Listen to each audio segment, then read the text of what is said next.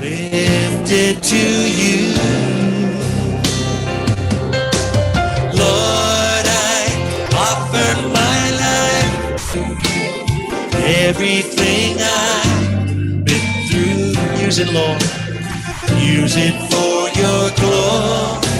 And Lord, I offer my days, lifting my praise to you as a pleasing sacrifice.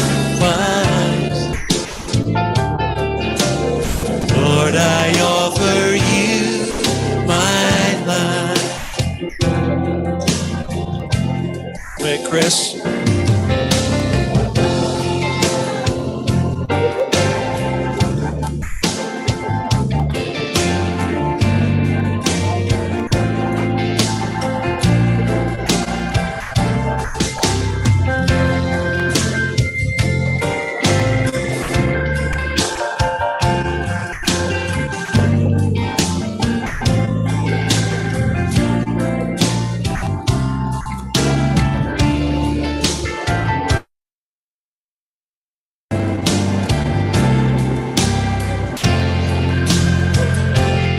Sing it together.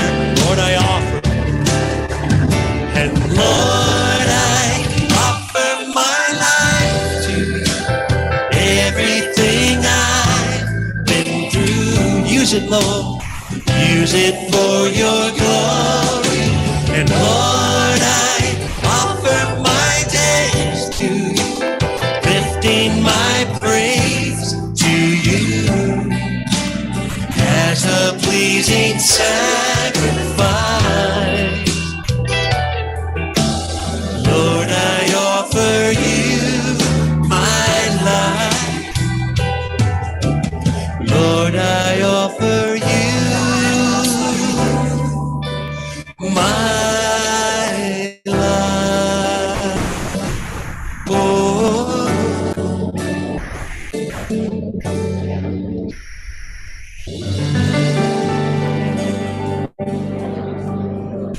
Offer our lives to you, in Jesus' name. Lord, we give everything to you, all that we've been through. We ask you to take what we've been through, use it to work out for our good and for your glory. In Jesus' name.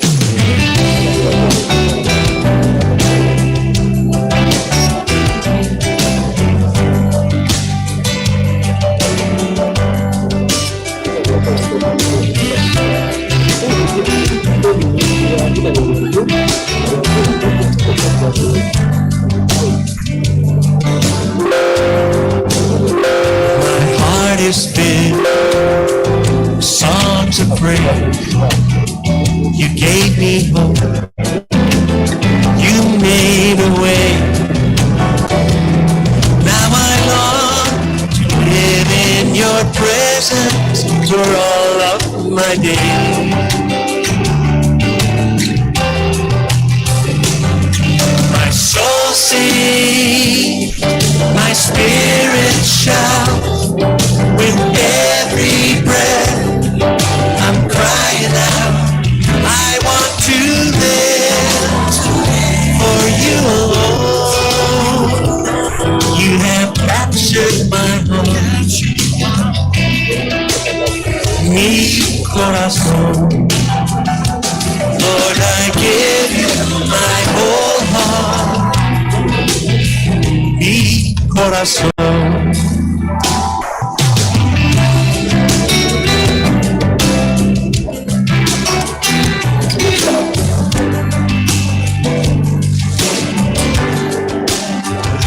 Amazing grace has rescued me.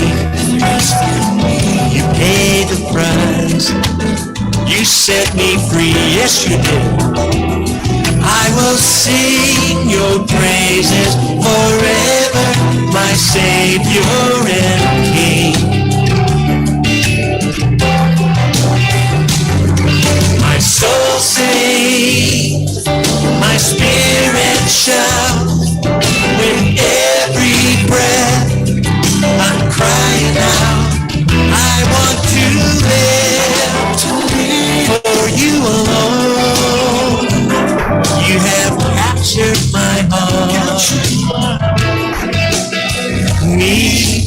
corazón.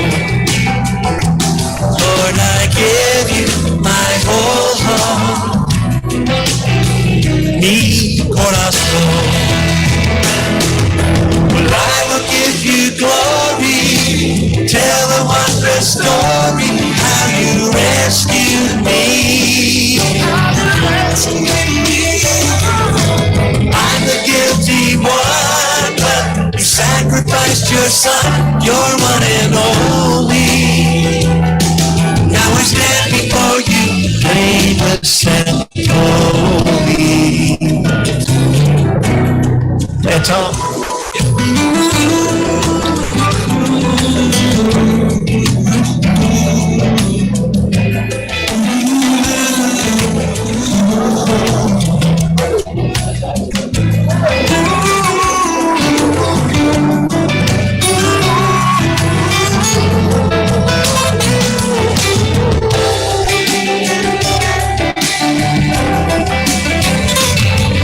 My soul sings, my spirit shouts, with every breath I'm crying out, I want to live for you alone.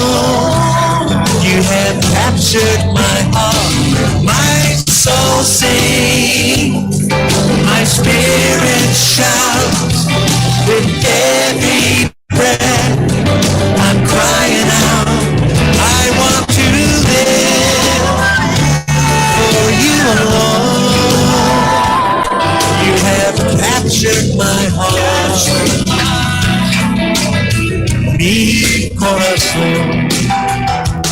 Lord, I give you my whole heart, mi corazón.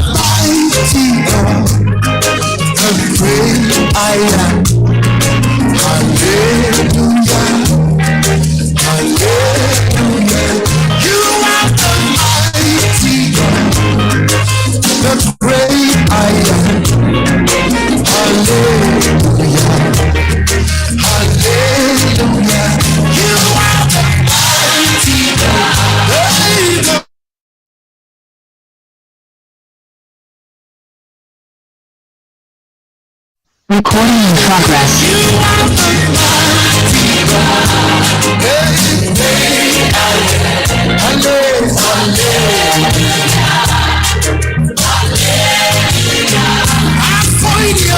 From all the sea and the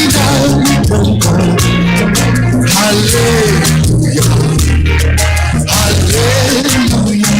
I find your passion now, Jehovah denied. Hallelujah, hallelujah. You are the mighty God, the great I am.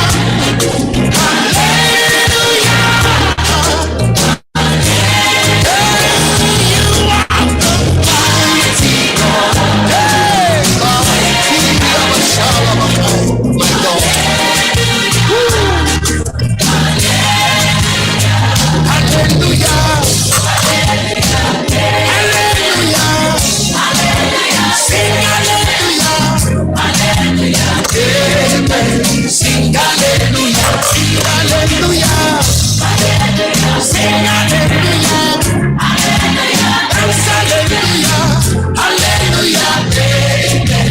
Sing hallelujah. Your name is a strong tower, Jesus. To you belong all power, Jesus. Whenever I call your name, make a way. Your name is a strong tower, Jesus. Waymaker.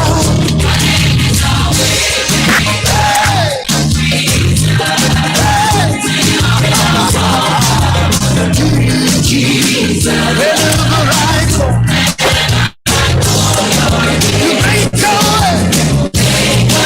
In the wilderness, your name is a waymaker.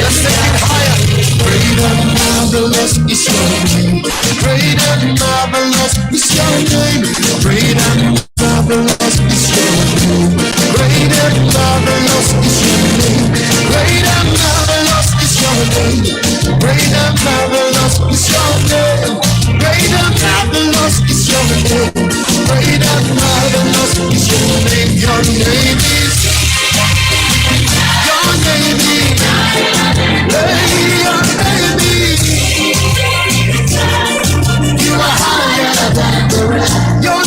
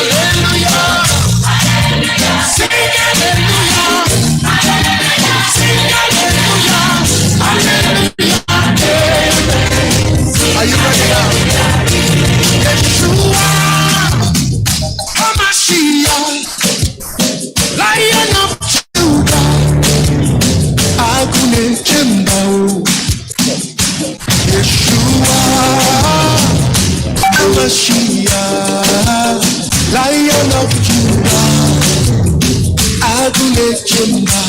Yes, you are. Mashiach, you are the Lion, Adonai Jemba.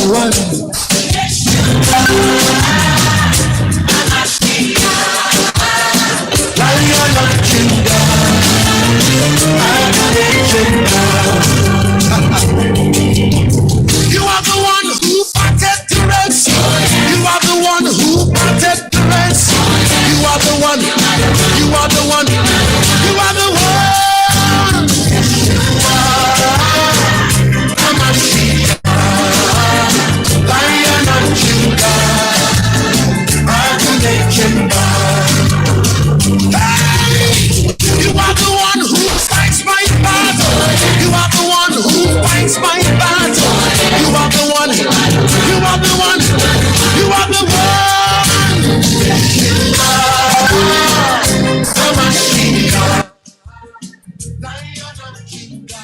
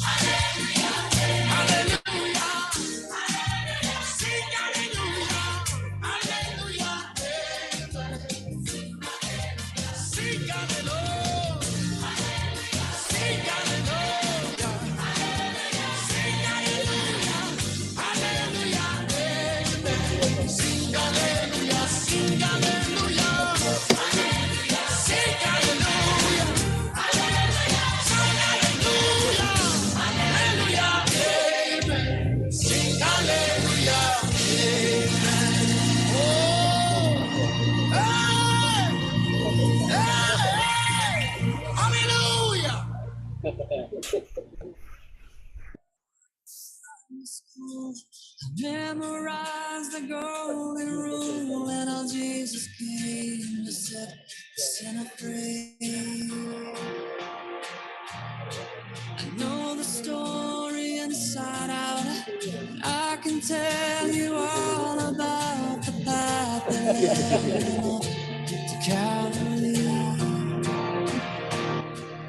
But ask me why he loves me, and I don't know what to say. But I'll never be the same, because he changed my life when he became everything to me. He's more than a story, more than words on a page of history. He's the air that I breathe, the water I thirst for, and the ground beneath my feet. He's everything, everything to me.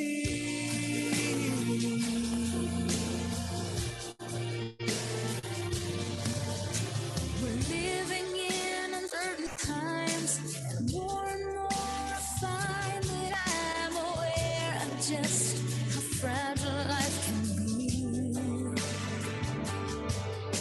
I wanna tell the world I found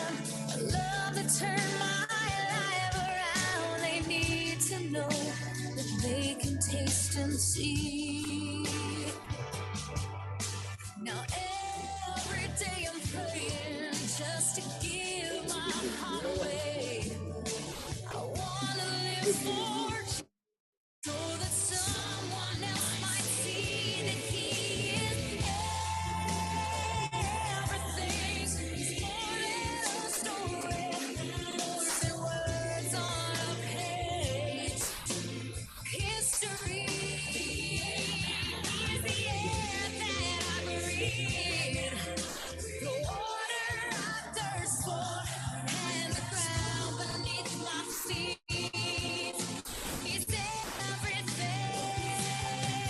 And looking back over my life at the end, I'm gonna meet you, saying you've been everything to me. More than a story, more than words on a page of history. You're everything to me. You're more than a story, more than words on a page of history. The end I breathe.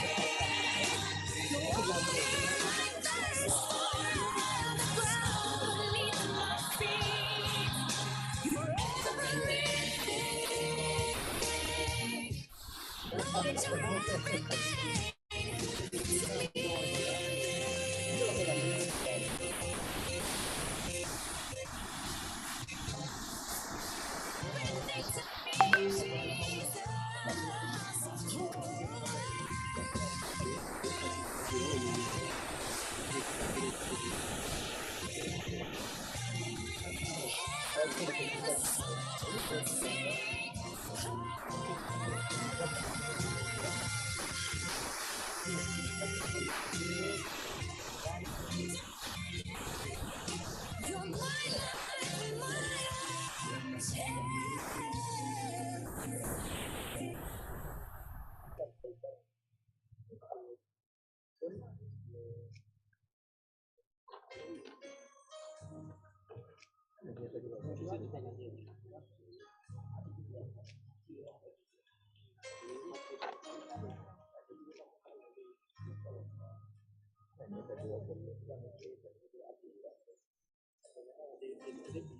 I've been captured by a love I can't.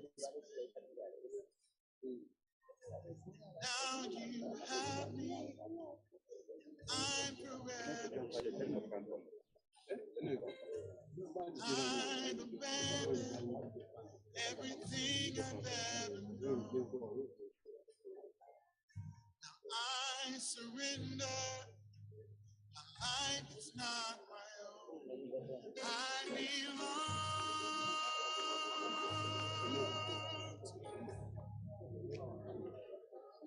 I belong to you.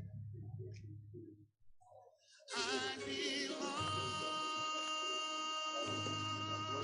to you. I belong.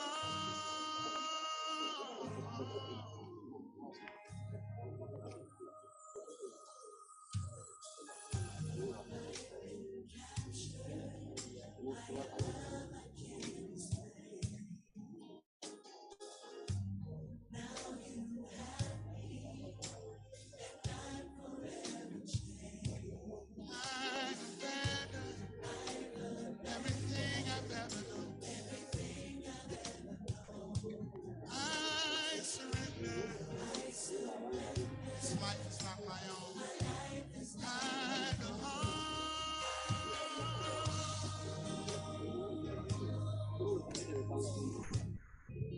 Oh God, I belong. My life belongs to you.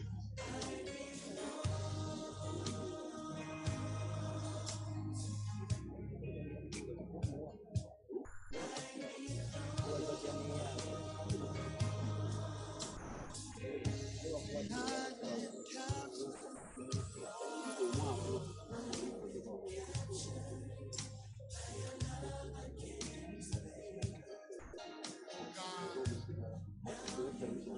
I'm forever changed.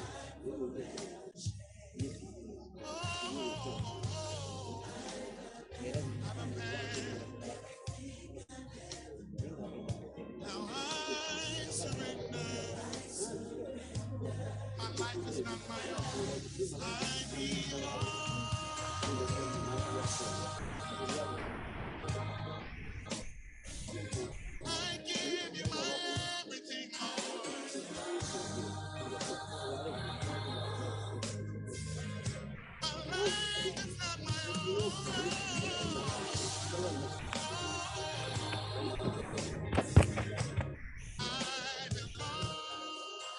Hello.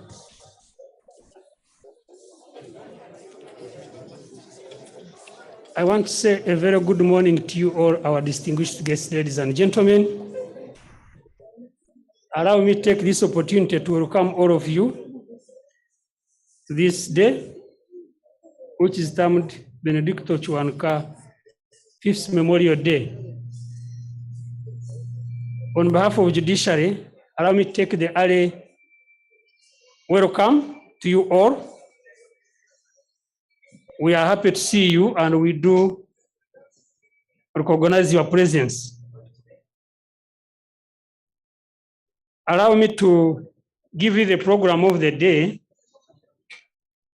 But before I do that, allow me to inform you that our chief guest, who is His Excellency, the President of the Republic of Uganda, will be joining us shortly. But allow me to recognize distinguished invited guests who have already made it to this place. I will begin by recognizing the presence of our keynote speaker who has come all the way from Ghana. That is Justice Professor Emmanuel Ni Ashi Koti. My Lord, you are most welcome.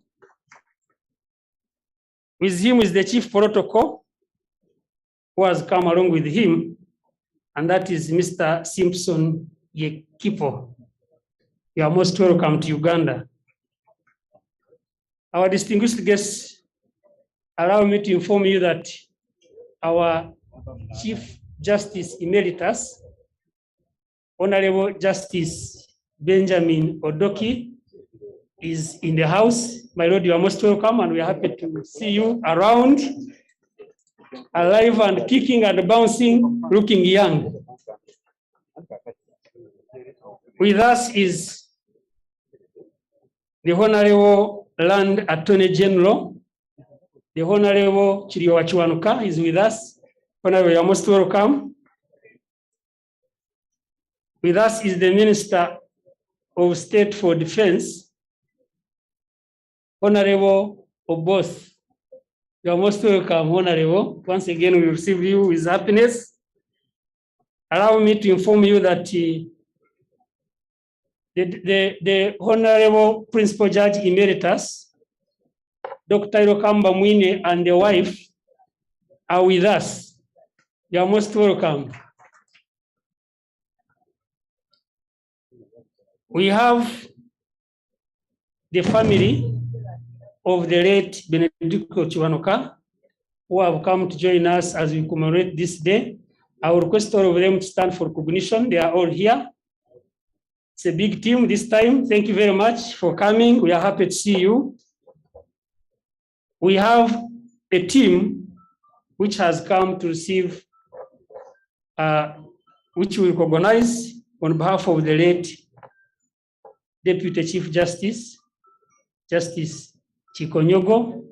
We have the family which has joined us to commemorate this day. Request you to stand up for recognition. They are here. Thank you very much for coming. We shall continue to recognize our distinguished guests. There are many, but we shall recognize each and every one. And I must inform you that we are happy to have you on this 5th Memorial Day. Quickly running through the program of the day. Most of the guests have arrived, and we are happy to see you. We shall continue to receive others. When His Excellency the President arrives, we shall have anthems prayed, we shall have prayers, we shall have welcome remarks by the Honorable Deputy Chief Justice, who has been the chairperson of the organizing committee.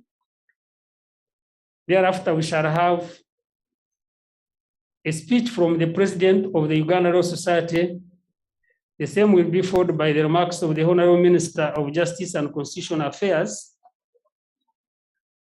After that, we shall have our keynote address, which will be delivered by His Lordship Justice Professor Emmanuel Ni.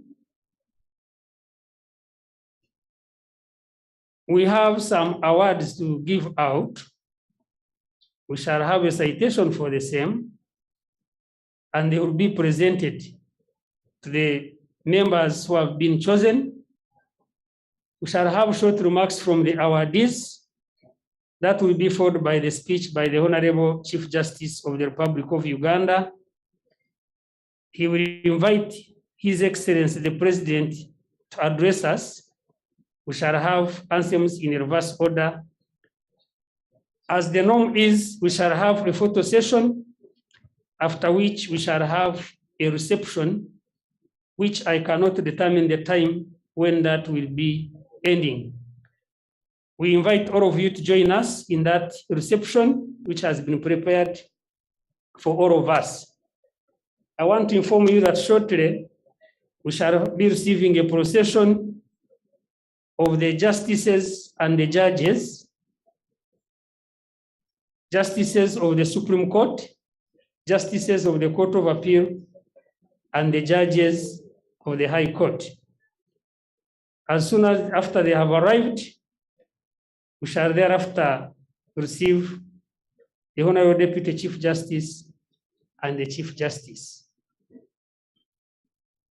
Then they shall be waiting for the arrival of His Excellency, the President.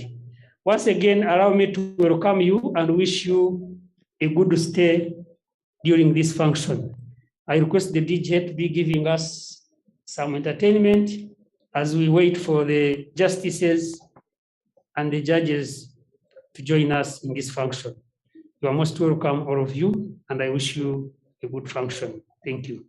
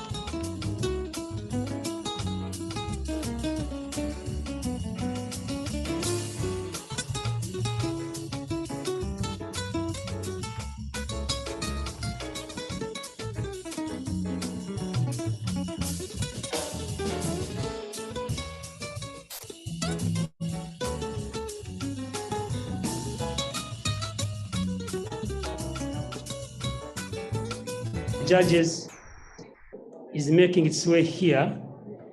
The procession is led by the Honorable Principal Judge, and it is composed of the Justices of the Supreme Court, Justices of the Court of Appeal, and Judges of the High Court. I request you that when they make their way, let's receive them in their honors as they come to take their seat. My lords, we are welcome to receive you, and we are happy that you have made it this function. Your presence makes it colorful, and therefore we cannot take it for granted. They will be taking a long journey as they come down, which to me I think is good for our photography and also for their own health to take that long journey. They are very smart in red, maroon, and black. The colors you see there, they symbol different courts of the courts of judicature. The maroon color is for the Supreme Court. The black color is for the Court of Appeal, while the red one is for the High Court. Leading them is the Honorable Principal Judge, Dr. Flavian Zija.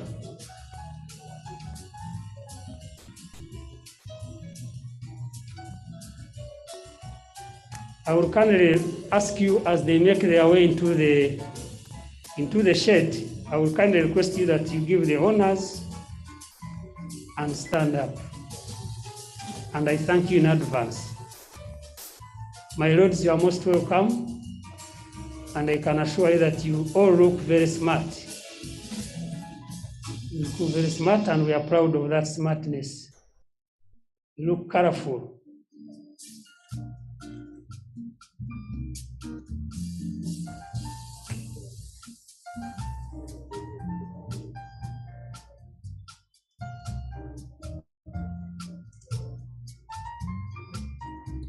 following them in gowns, but without wigs,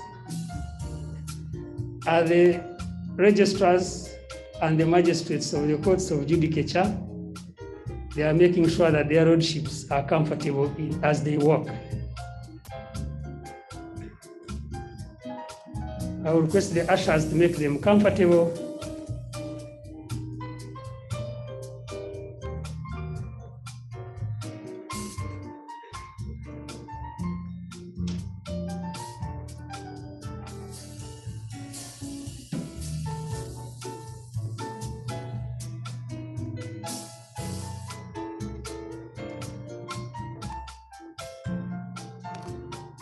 I'm certain that each one of them has a seat, and we can also now take our seats.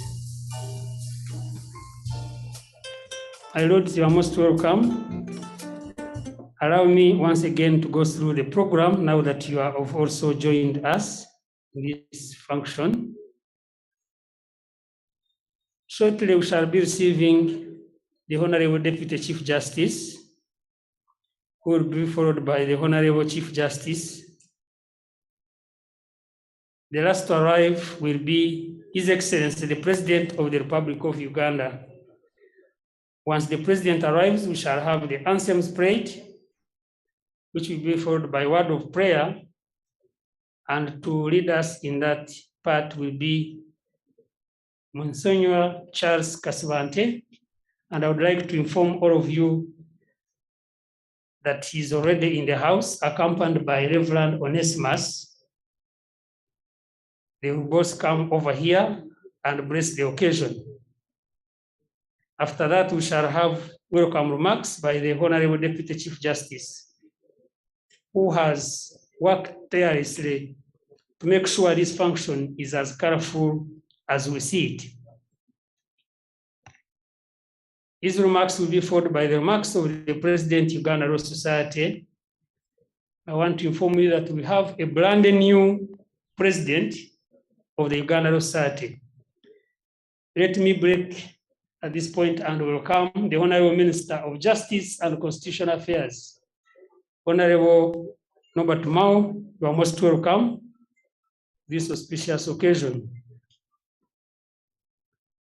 The President's speech will be followed by the speech of the Honorable Minister of Justice and Constitutional Affairs, who has just made his way to this press. We have a keynote speaker. My lords, your excellencies and honorable members who are present here, allow me to inform you that our keynote speaker, Professor Emmanuel Ni Ashi, is in the house, and we welcome him dearly. He is now greeting the Honorable Minister of Justice and the Constitutional Affairs and the Honorable Principal Judge. And with him is the Chief of Protocol, Mr. Simpson Yakipa. After the keynote address, we shall receive a citation for the awards. We have prepared awards for people who have served with distinction, and at that opportune moment, they will be unveiled after they have been revealed by the appropriate person. They will be presented with the award of the Chief Justice Benedicto Kiwanuka 2022, and that will be done by His Excellency the President. The awardees will be requested to make a few remarks, after which we shall have a speech by the Honorable Chief Justice. The Honorable Chief Justice will invite for us His Excellency the President to address us. Thereafter, we shall have anthems and a photo session will follow. I would like to request that we have prepared a reception for all of us. We shall request all of you to stay behind after the protocols are done in order to partake of what has been prepared here. Once again, you are most welcome, and I wish you a comfortable stay during this function. DJ, you can give us a short interlude as we wait to receive the Honorable Deputy Chief Justice. Thank you.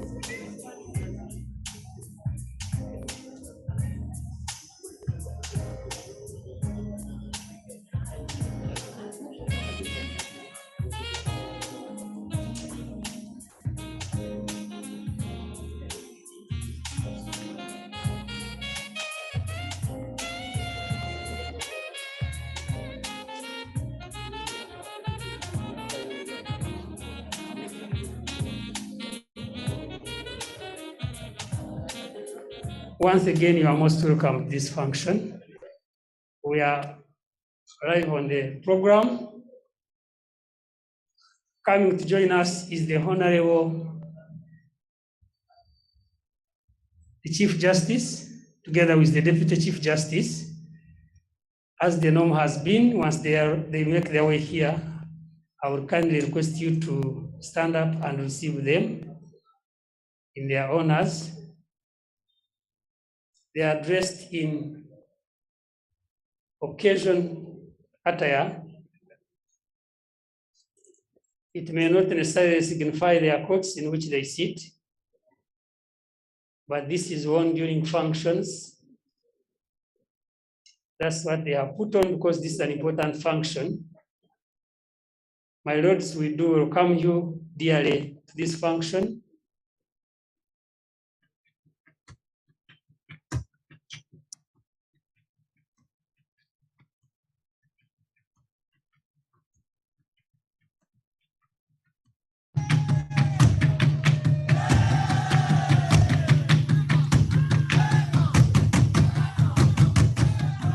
Thank you very much for receiving them. You can take your seats, and my Lord, you are most welcome as we continue to wait to receive His Excellency. He's about to make his way here.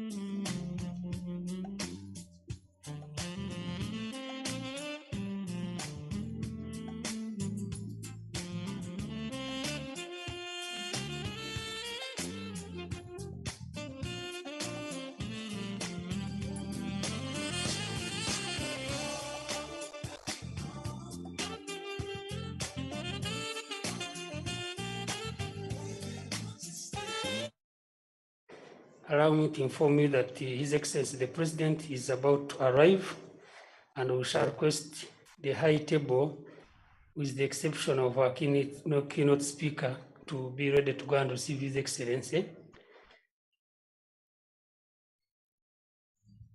When he arrives, we shall have the anthems prayed, and then we shall have a word of prayer, which will be said by Monsignor Charles Casavante together with Reverend Onesimus. So the team to receive His Excellency is now making its way. the position where they will be receiving him.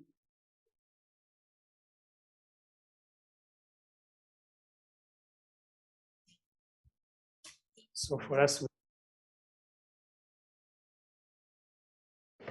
and when he arrives, as the norm has been, we shall stand up to receive him before the anthems are prayed. Once again, I want to welcome you and thank you very much for finding time to join us as we commemorate this important day in the life of the judiciary of Uganda. To receive His Excellency is a team led by the Honorable Chief Justice, together with the Deputy Chief Justice, the Honorable Minister of Justice and Constitutional Affairs, the Land Attorney General, the Honorable Minister of State for Defense, the Honorable Principal Judge, the Permanent Secretary and Secretary of the Judiciary, and then the Chief Registrar, the Judiciary. They are all doing it on behalf of all of us. It should be taken that we have all welcomed His Excellency, and they are doing it on our behalf because we couldn't all go there. We want to thank them for representing us to perform that duty.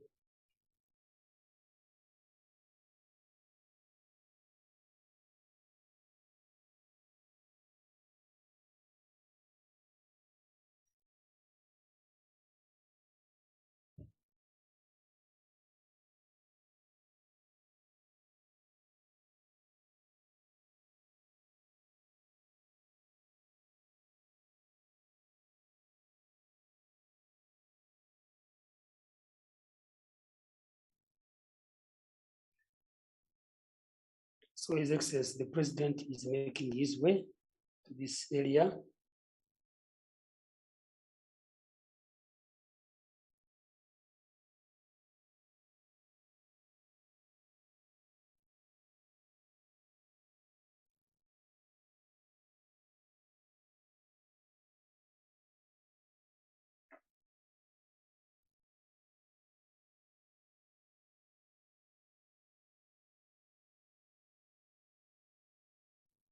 Our eyes can be on the screen. You can all witness that His Excellency, the President, has arrived and is being welcomed by the team. He's waving and greeting them. Introductions are being made.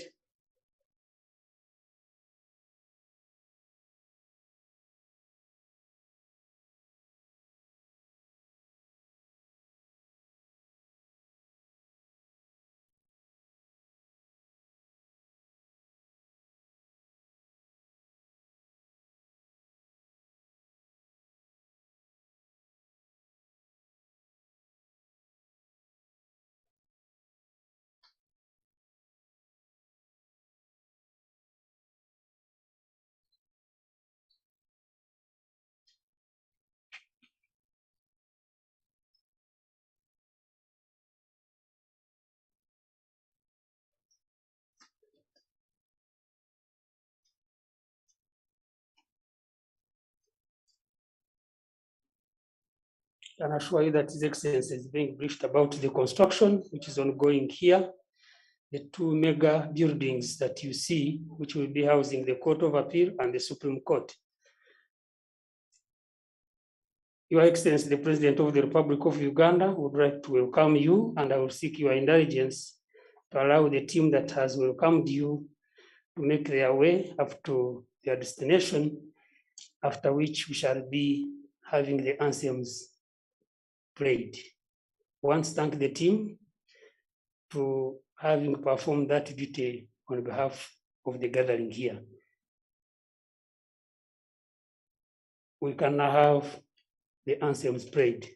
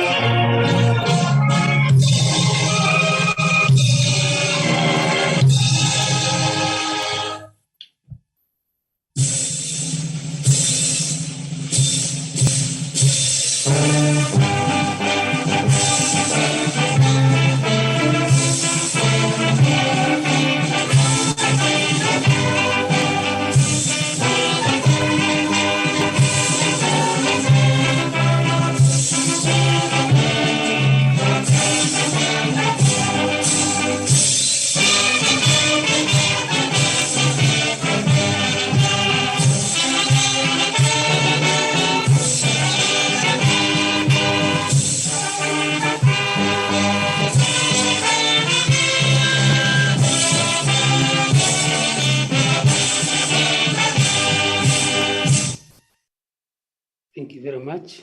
You can take your seats as I invite Monsignor Charles Casavante, together with Reverend Onesimus, to come and dedicate this function to the hands of the Lord.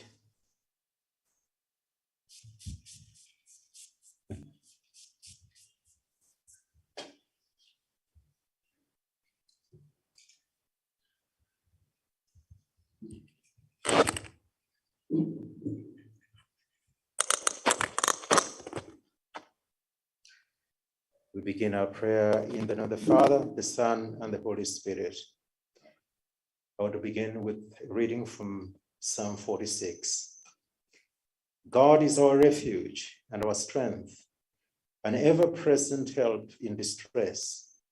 Thus we do not fear, though earth be shaken and mountains quake to the depth of the sea, though its waters rage and foam, and mountains totter at its surging. The Lord of hosts is with us. Our stronghold is the God of Jacob. Streams of the river gladden the city of God, the holy dwelling of the Most High. God is in its midst. It shall not be shaken. God will help it at break of day. Though nations rage and kingdoms totter, God's voice thunders and the earth trembles. The Lord of hosts is with us. Our stronghold is the God of Jacob. Come and see the works of the Lord, who has done fearsome deeds on the earth, who stops wars to the ends of the earth, breaks the bow, splinters the spear, and burns the shields with fire.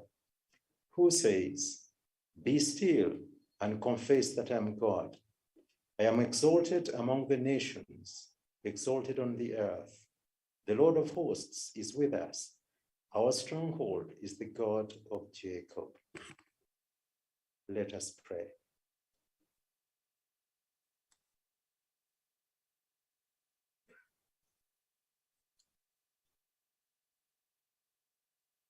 God, our loving Father, we praise and glorify you for this new day that you have given to us. We thank you, Lord, for the gift of our nation, Uganda. We thank you for endowing it with so many good gifts to sustain your people so that they may glorify you. We thank you for raising men and women of the stature of Benedicto Kiwanuka, who stood for truth and justice. We thank you for all who uphold these virtues so that we as a nation may live to be guided by them. Lord, we entrust into your care and protection leaders of our nation and the judiciary. May you, Lord, help them to have the courage and consciousness to stand by these virtues for which Benedicto Kiwanuka laid down his life, so that this nation may live and respect the rule of law. Lord, may this celebration and the remembrance of Benedicto Kiwanuka touch each one of us and the heart of our country, that the well-being of everyone in this land is respected and preserved. This we ask through Christ our Lord.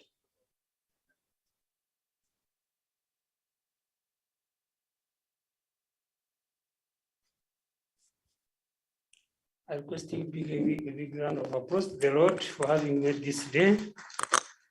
Thank you very much for dedicating the function to the hands of the Lord. Your Excellency, with your permission, allow me to invite the director of the ceremonies of today, who is none other than Saralanga Siu, who is the Chief Registrar, the Judiciary of Uganda. My name is Karimani Jamson, and I'm the Public Relations Officer for the Judiciary. Your Worship, you are most welcome.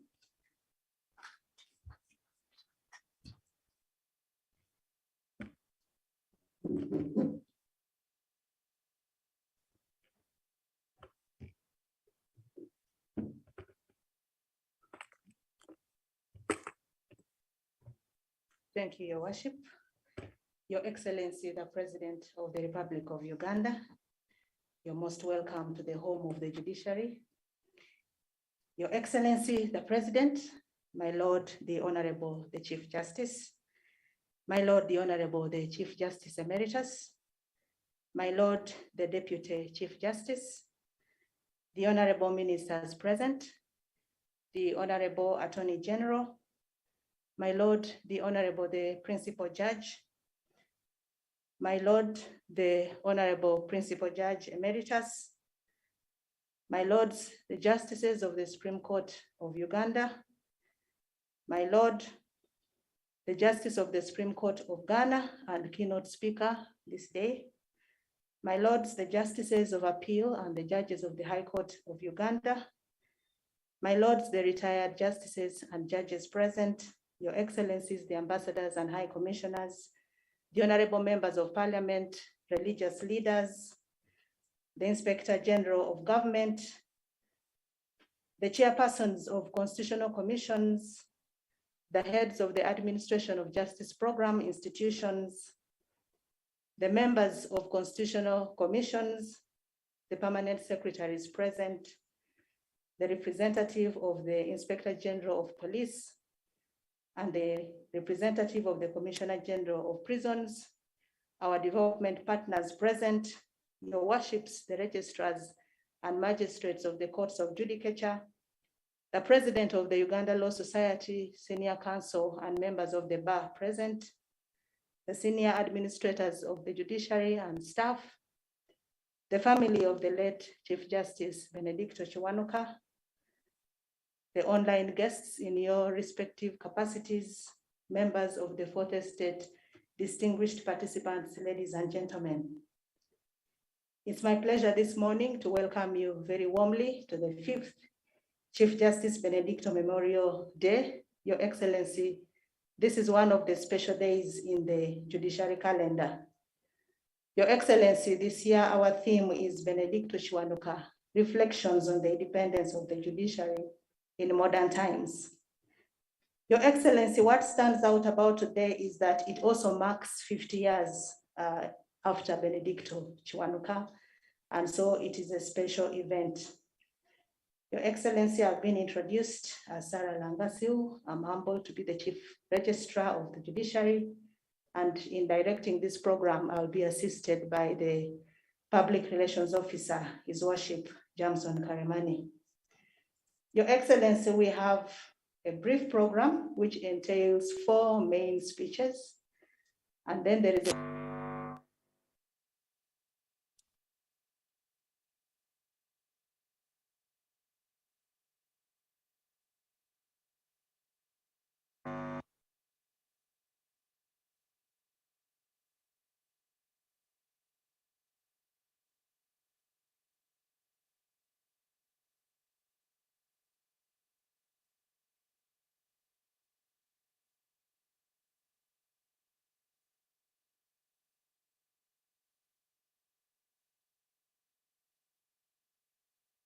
Thank you, Your Excellency.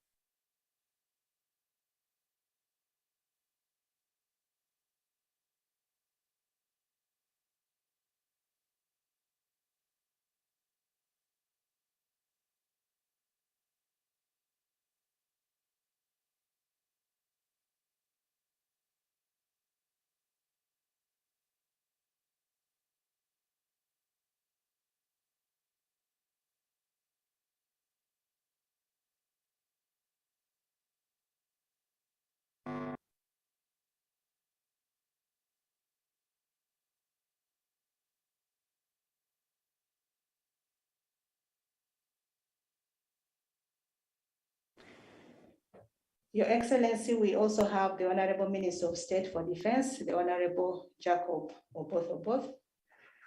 You're welcome. Your Excellency, representing the Chief Justice of Ghana to present the keynote address is the Justice of the Supreme Court of Ghana, Professor Justice Emmanuel Ni Ashi Kotei. You're most welcome. My Lord, we also have in category the Justices of the Supreme Court, the Court of Appeal and the High Court, My lords, I request you to stand up for recognition.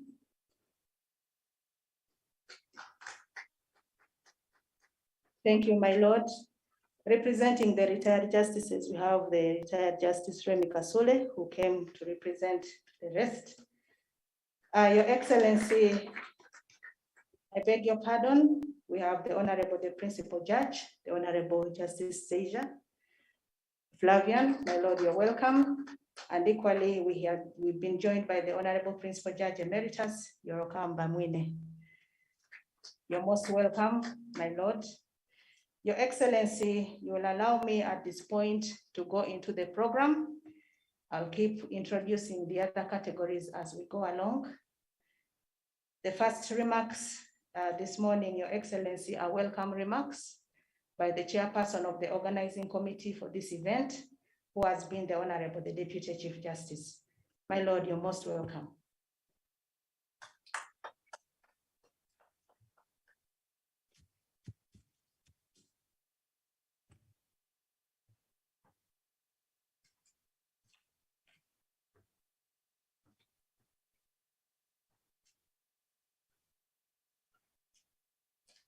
Your Excellency, the President of the Republic of Uganda, the Honorable Chief Justice of the Republic of Uganda, I have the same protocolist as the Chief Registrar. To save time, I request that I adopt the protocol that the Chief Registrar has elaborated. I wish to welcome Your Excellency, the President of the Republic of Uganda, to the Judiciary Headquarters. I thank you, Your Excellency, for grace this occasion that is important to the judiciary. I welcome all our visitors on this commemoration day in honor of the late Benedicto Kiwanuka. I particularly and especially welcome Honorable Justice Professor Kote Emmanuel Ni Ashe, a Justice of the Supreme Court of the Republic of Ghana, who is representing the Chief Justice of Ghana. The late Benedicto Kiwanuka was the first Ugandan to be appointed Chief Justice. On 21st September 1972, he was violently kidnapped from his chambers at this High Court building. He is believed to have been murdered by the government of Idi Amin. The late Benedicto Kiwanuka was committed to strengthening the rule of law. He believed in human rights observance. His defense of human freedoms and liberties need no emphasis. The legacy of the late Benedicto Kiwanuka, particularly as a judge and Chief Justice, has been celebrated on this occasion 4 times before now. As judiciary, we decided to annually recognize and celebrate his late life and his achievements, to remember ourselves, to remind ourselves and others of his contribution to the advancement of the rule of law in Uganda. Our theme today is Benedicto Kiwanuka, Reflections on the Independence of the Judiciary in Modern Times. This theme should help us consider our past, appreciate the present, and prepare for the future in regard to guarding against human rights violations and promotion of the rule of law. The rule of law and human rights observance are inseparable from independence of the judiciary. An independent judiciary benefits all of us. We require strong and independent judiciary and judicial institutions to foster and enforce the law. An independent judiciary in modern times is essential if we are to achieve the purpose of the new judiciary ushered in by the enactment of the Administration of Judiciary Act 2020.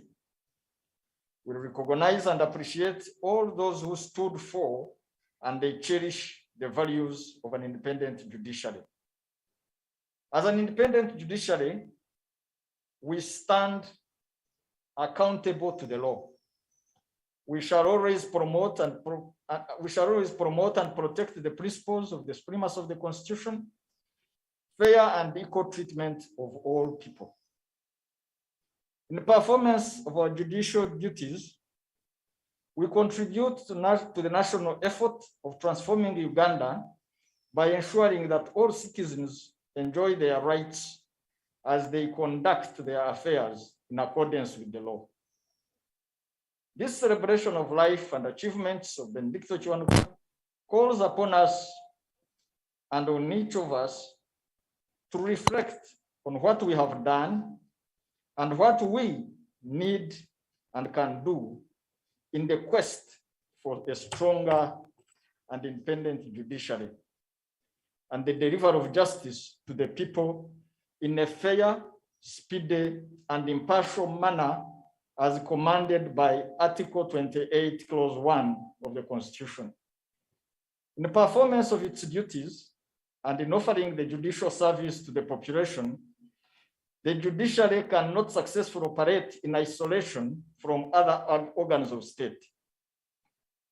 Article 128, Clause 3 of the Constitution of the Republic of Uganda enjoins all organs and agencies of the state to accord to the courts such assistance as may be required to ensure the effectiveness of the courts.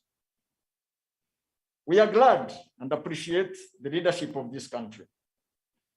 We thank the executive and the legislature for having stood and continued to stand with the judiciary in the efforts to effectively and efficiently execute the judiciary constitutional mandate, which is the administration of justice to all. In the last 2 years, in the last 2 financial years, the judiciary has had its human and financial resources enhanced. We are optimistic that more resources will be allocated to the judiciary. We are grateful to the other 2 arms of government for the support that the judiciary has received in this regard. Our efforts now are to employ these resources and ensure that the judiciary administers justice to all in a fair and timely manner.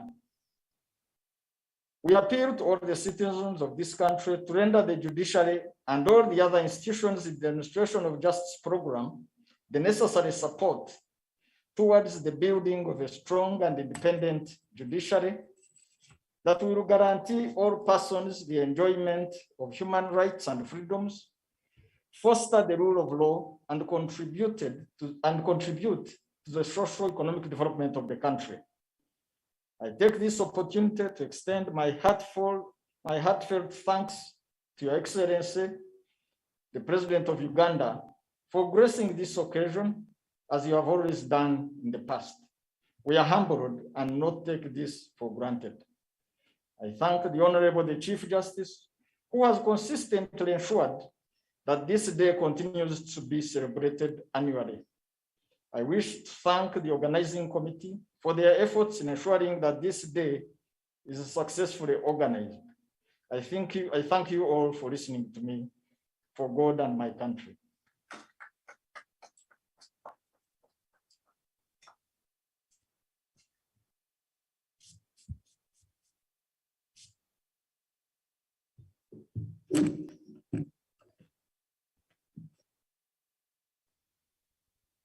Thank you very much, my Lord, the Honorable, the Deputy Chief Justice, for welcoming us.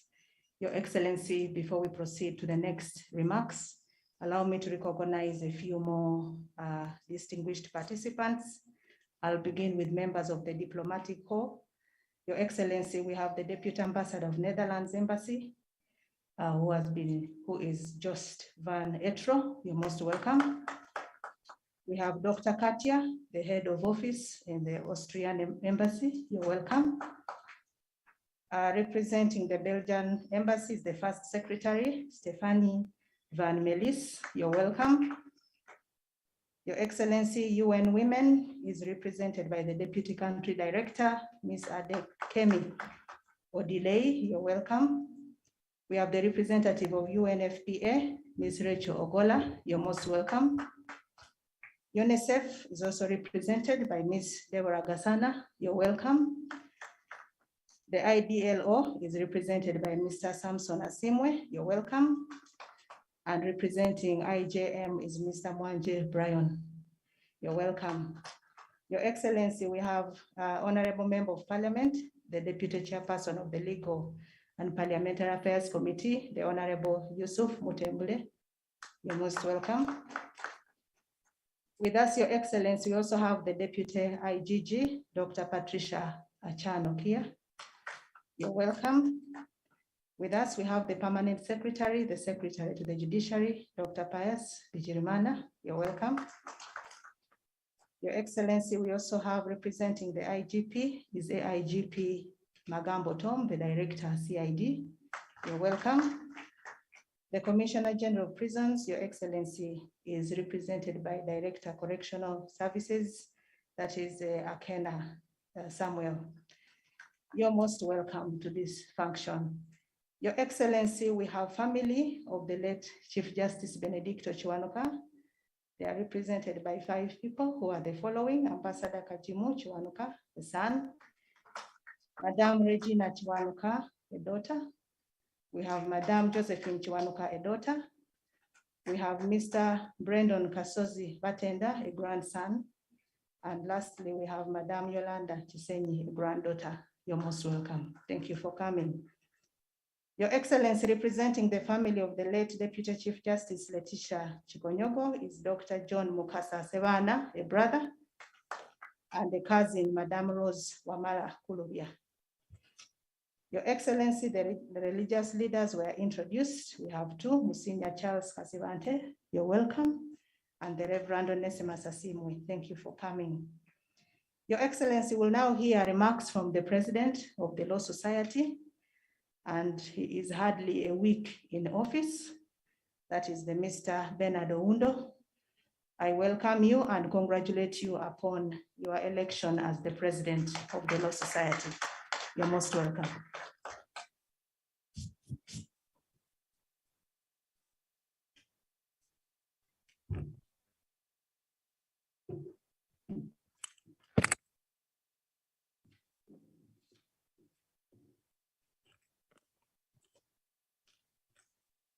Your Excellency, the President of the Republic of Uganda, the Honorable, the Chief Justice, my Lord, the Honorable Chief Justice Emeritus, Benjamin Odoki, the Honorable, the Deputy Chief Justice,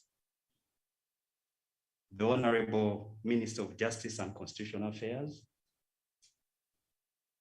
the Honorable Attorney General, the Honorable Minister of State of Defense, Honorable both Jacob, Justices of the Supreme Court, Court of Appeal and High Court, the Honorable Principal Judge. Let me adopt the protocol that has been stated by previous speakers for purposes of saving time. And for simplicity, let me say, I fear you all.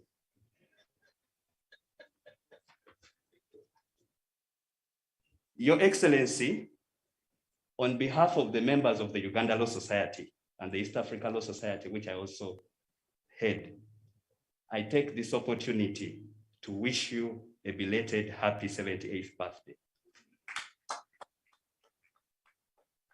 May the good Lord continue to bless you abundantly.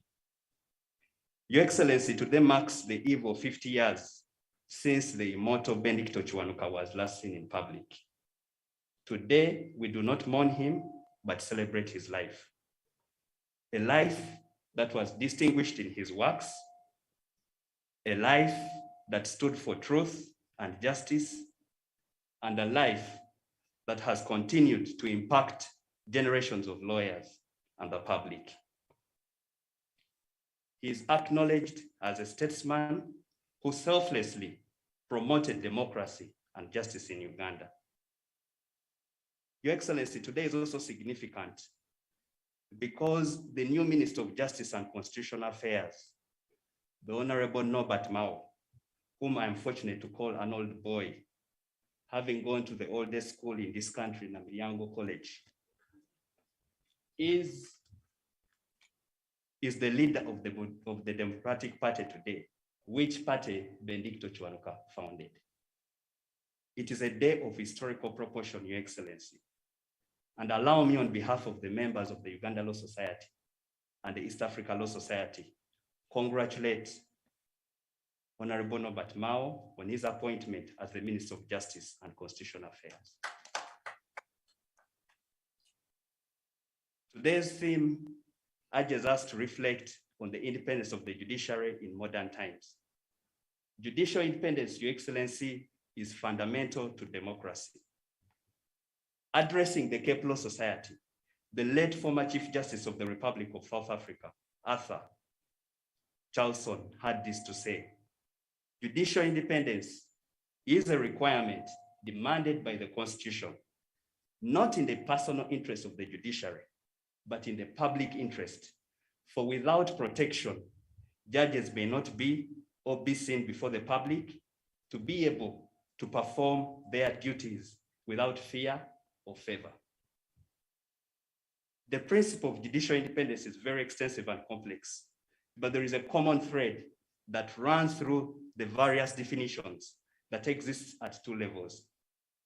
First, at an individual level, the ability of a judge to impartially and independently apply his or her mind to a matter without undue influence. And secondly, at an institutional level, which is the ability of the judiciary to control the administration and appointment of court staff. To do this, Your Excellency, the judge must have security of tenure and financial security in order to guard against bribery and related interference and corrupt conduct, and the judiciary must manage its own administrative functions and activities. The pertinent question, therefore, today, from where we stand as a bar, is whether there exists sufficient legislative mechanism to guarantee the independence of the judiciary, what progress has been made to actualize this legislative mechanism, and what threats we see as a bar on the independence of the judiciary. Your Excellency, there has been significant progress made under your leadership towards ensuring the independence of the judiciary. We applaud you for the effort made this far, and we shall highlight some of them. First is the enactment of the Administration of the Judiciary Act 2020.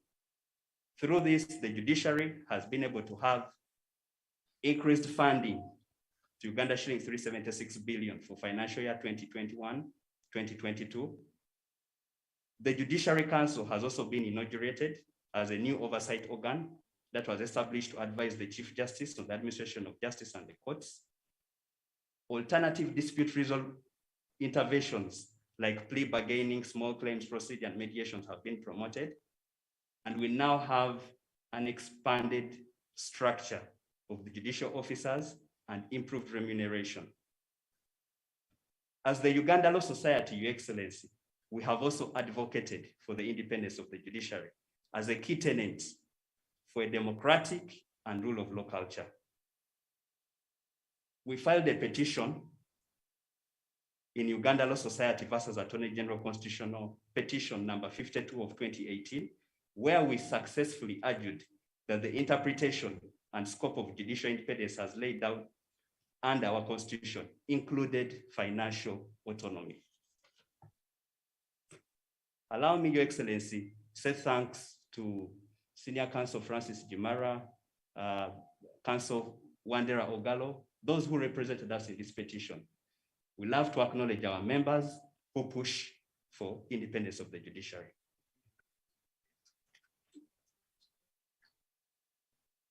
Your Excellency, the court noted that judicial independence was an integral component of any progressive democracy and observed that judicial independence involved both individual and institutional relationships, and the individual independence of a judge in such matters as security of tenure and institutional independence of the court was also reflected in its institution or administrative relationships to the executive and legislative branches of government. Your Excellency, despite the progress that has been made in terms of fighting for the independence of the judiciary, there are a number of threats which in our view need to be addressed as we progressively realize the independence of the judiciary. We do understand that it is not a destination, that it is a journey. The first, Your Excellency, is respect for court orders. Your Excellency, courts in Uganda are closed with constitutional powers to dispense justice to all persons. Justice is delivered and communicated through court orders, which must be obeyed by all persons, institutions, and authorities in the land at all times. However, Your Excellency, some government institutions treat court orders as mere white papers with blank ink. They are accorded no respect and in some cases, no attention at all. Security organs like the police, intelligence agencies, and departments like State House Anti-Corruption Unit, Health Monitoring Unit, among others, must listen to the voice of the law and respect them to the dot. In some cases, a court of law will issue orders maintaining the status quo only for police to go and alter it. Respect of court orders is a cardinal tenet of rule of law, constitutionalism, and judicial independence. And as a bar, we therefore ask for your support, Your Excellency, in ensuring that these organs respect the courts, because it is only when they respect court orders that the independence of the judiciary is realized. Your Excellency, there is also a perception that some judges do not act independently and their decisions are influenced from powers above. This perception, Your Excellency, is fueled by uninformed political statements by politicians, and these need to be comprehensively and properly addressed.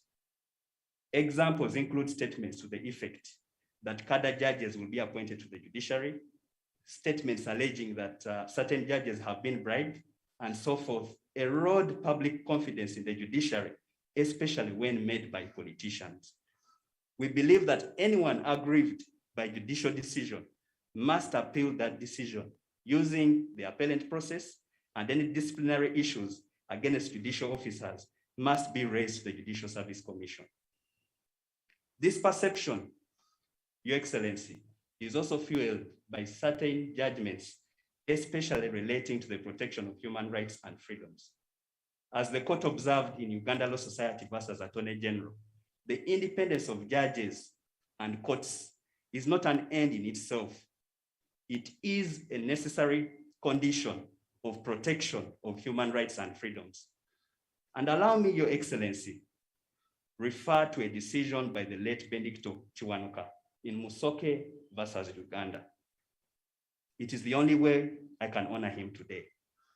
In this particular case, Your Excellency, the applicant was charged with robbery and was released on bail. Thereafter, the state amended the charge to robbery with aggravation and successfully applied for bail to be rescinded. More than 3 months passed without the applicant being brought to bail. He again applied for bail and also named witnesses he wished to call, but he was not brought from prison and the trial could not therefore take place. After several adjournments, the trial eventually took place. This is what the late Justice Benedicto Kiwanuka had to say on these events. I do not deny that the Director of Public Prosecutions has every right to alter charges as he sees fit.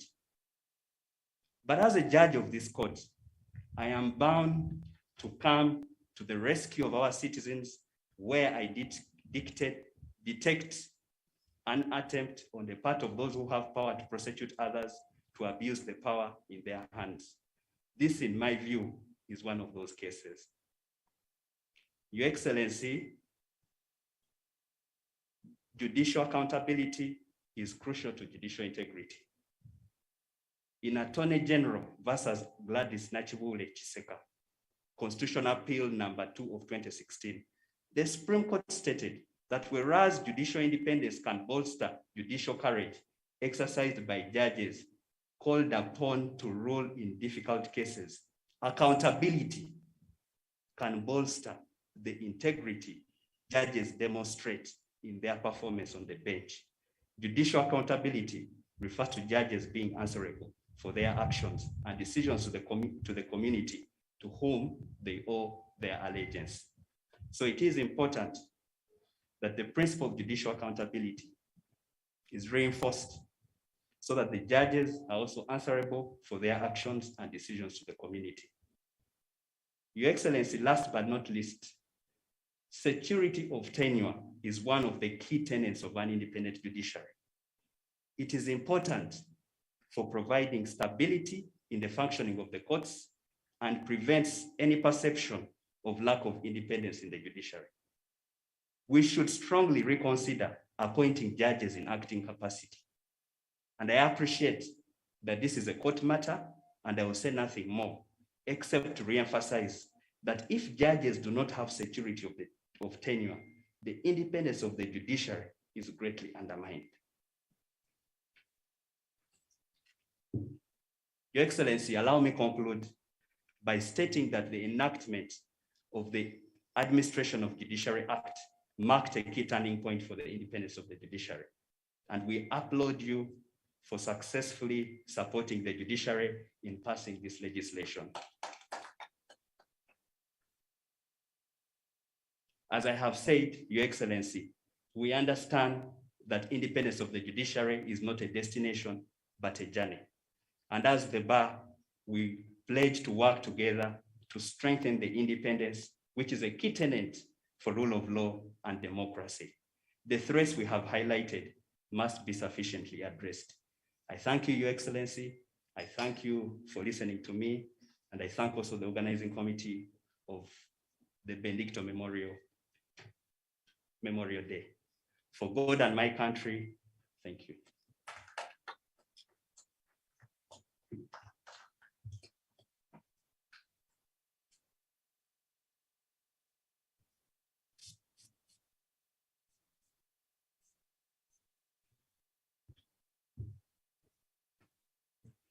Thank you, President Law Society. Let us appreciate him. This is his maiden function. Thank you, and thank you so much. Lucky are you, the OB of the Honorable Minister of Justice. Your Excellency, last year I was bragging here that the President Law Society was my OG. She completed her term. Allow me to recognize her. Senior Counsel Fiona Wall, you're welcome. Your Excellency, our keynote speaker was accompanied by the Chief of Protocol of the Judiciary of Ghana, Mr. Samson Yekipo. We recognize you and welcome you. And lastly, Your Excellency, allow me to correct the record that Mr. Akena Samuel has since been promoted from Director to Deputy Commissioner General of Prisons. Thank you so much. Your Excellency, with that, it's now my honor and pleasure to invite the Honorable Minister of Justice and Constitutional Affairs to make his remarks. Honorable, you're welcome.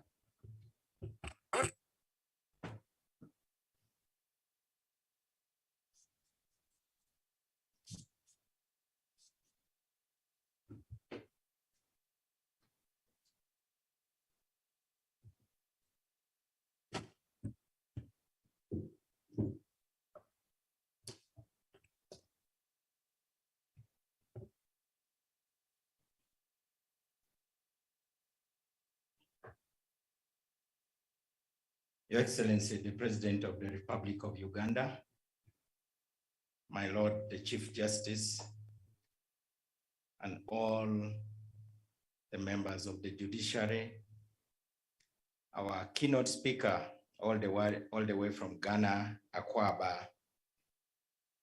distinguished guests. I'm pleased that the family of Benedicto Kiwanuka is here. And we thank the judiciary for persisting in honoring a distinguished man. I do not want to prolong the waiting before we listen to the reflections of our guest speaker, because I believe that no amount of eloquence or even grandiloquence can express the meaning of Benedicto Kiwanuka's life and death. We reflect on how he lived, but we reflect more on how he died, because it says a lot about governance and human rights in our country.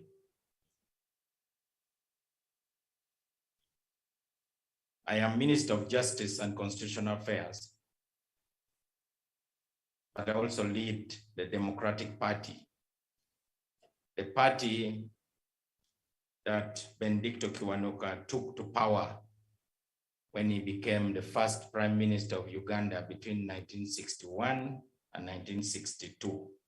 He was a devout Catholic. He never missed Mass.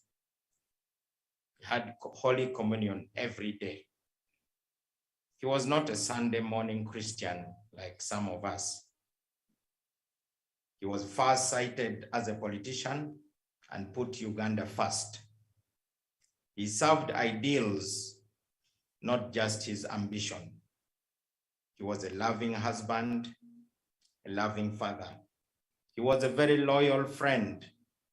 One of his best friends was the late King Edward Mutesa II, who disagreed with him fundamentally on some political issues. But despite that, when King Edward Mutesa II was in trouble and was exiled, Benedicto Kiwanuka put aside political differences and fought for his return using all the resources at his disposal. Your Excellency and my Lord the Chief Justice, all over the world, governments are grappling with the issue of democratic governance, security, and economic transformation. I want to submit that an independent judiciary is critical in promoting democracy, peace, and economic development. I congratulate the judiciary for the strides made. My Lord, I overheard you promising to the President that in December, this building will be complete, because he was saying you are presiding over a building which is roofless. And you told him that if he comes back in December, he will be honored to open the doors to that building. Benedicto Kiwanuka would have been 100 years old this year had he lived, having been born on 8th of May, 1922. Today we are celebrating the golden jubilee of his death, which we call a martyrdom. Indeed,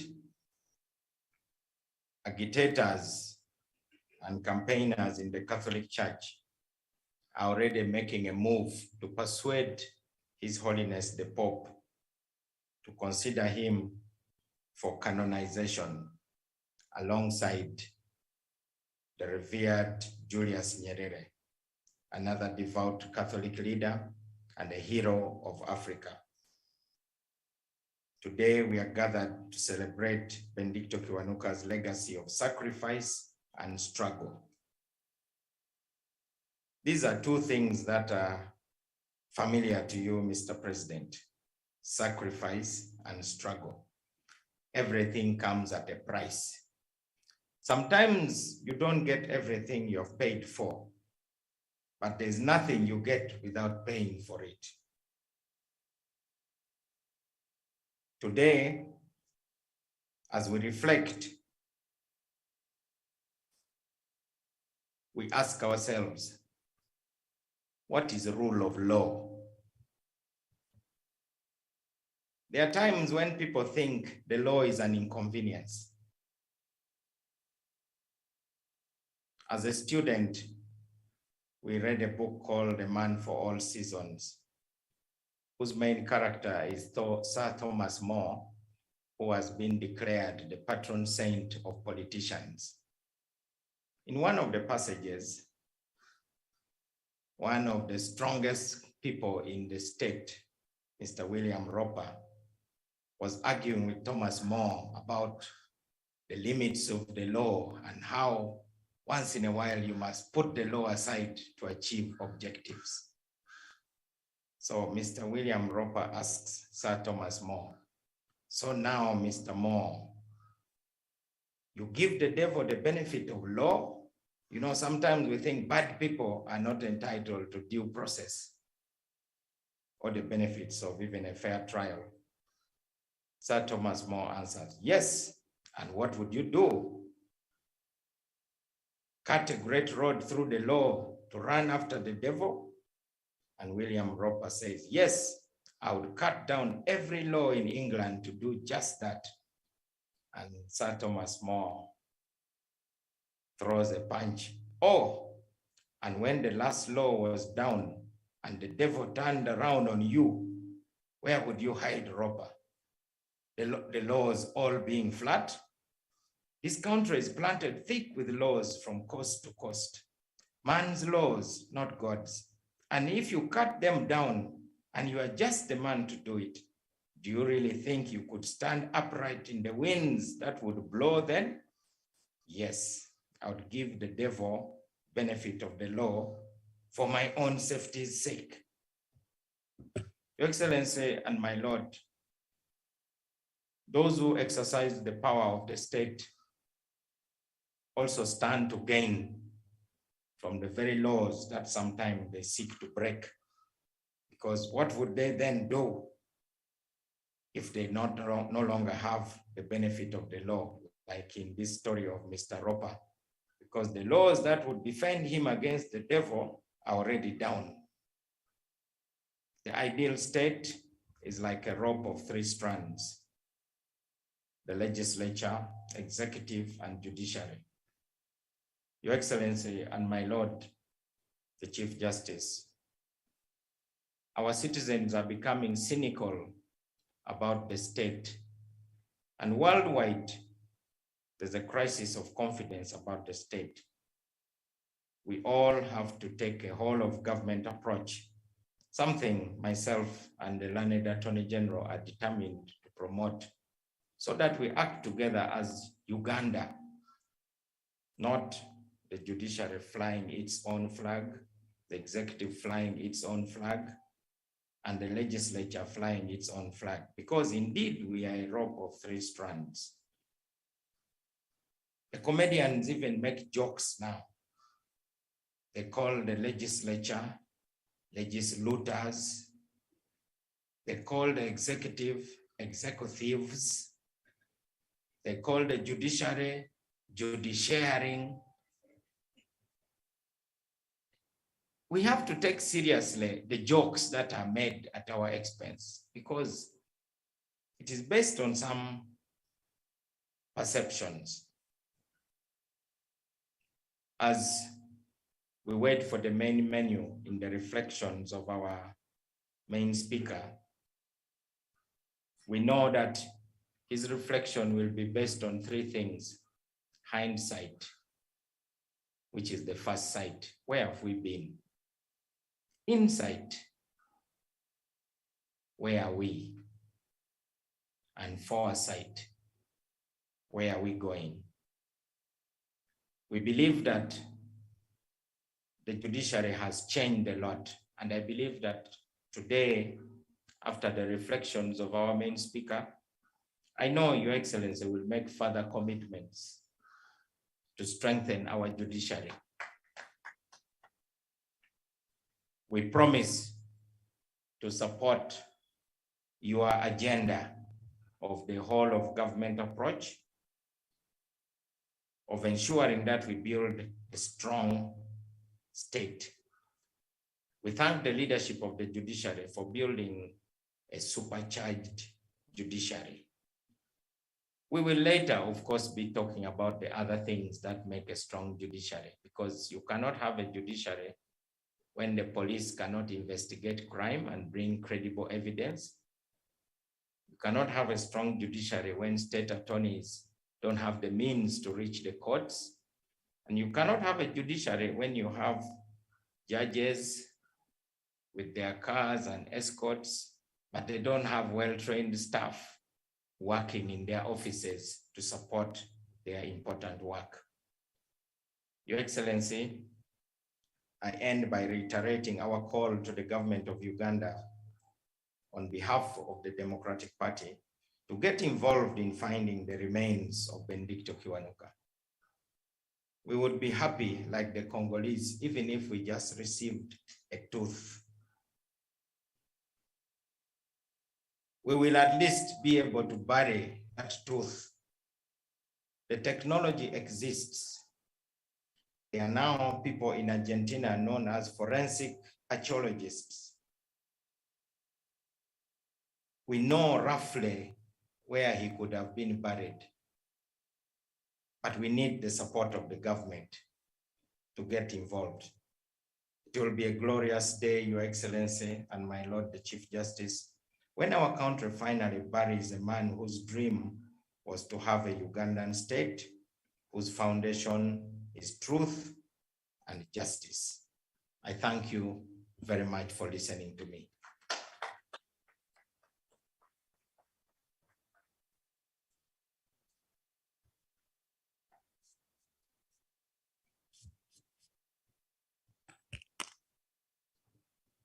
Honorable Minister of Justice, thank you very much. Let us appreciate him. Thank you, and thank you so much. Your Excellency, we now proceed to our next part of the program. And at this juncture, allow me to invite the Honorable, the Deputy Chief Justice, who will introduce and invite the keynote speaker. My Lord, you're welcome.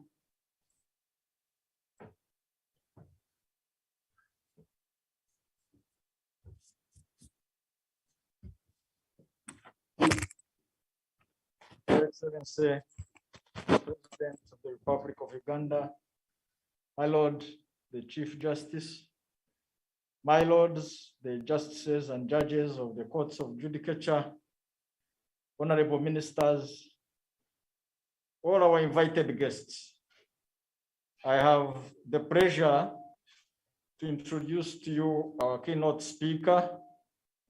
You will agree with me that you need to listen to him. Justice Emmanuel Ni Ashe Kote was born on the 2nd of October 1953. He's a Ghanaian judge and academic. He has been a Justice of the Supreme Court of Ghana since 2018. Kote was born in Osu, a suburb of Accra. After obtaining his LLM and PhD from the University of London, he enrolled at the Ghana School of Law and was subsequently called to the bar after completing his studies in 1982. He has been a lecturer of the University of Ghana from 1981 until his appointment to the Supreme Court in 2018. While at the university, he served as the Dean of the University Faculty of Law and Acting Director of Ghana School of Law. He also served as the Chief Executive of the Forestry Commission of Ghana from 2007 to 2009.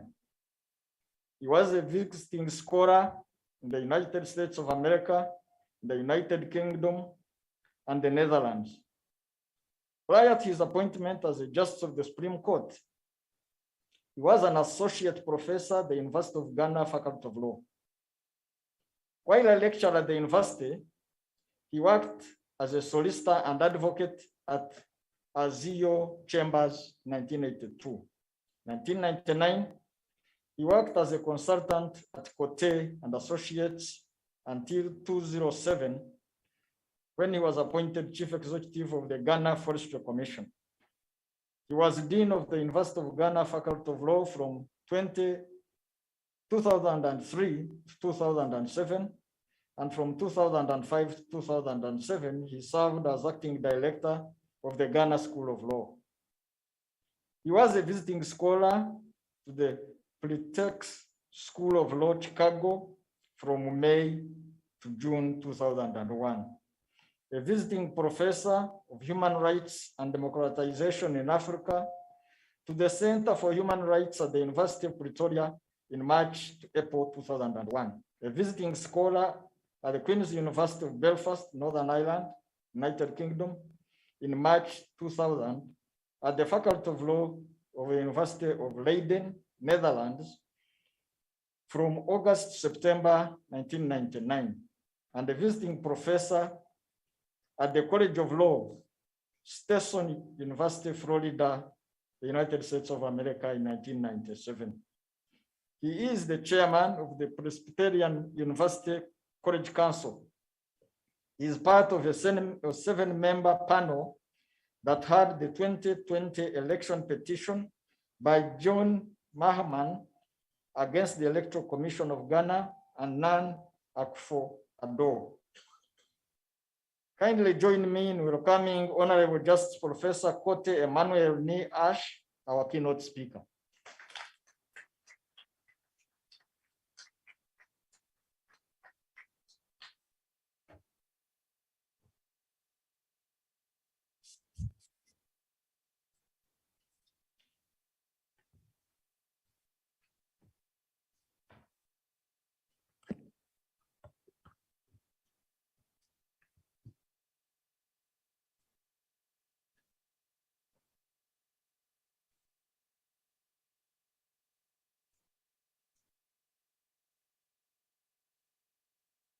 Thank you very much, my Lord, the Deputy Chief Justice, for the rather fulsome introduction. When I was shown the introduction this morning, I went, where did they get this from?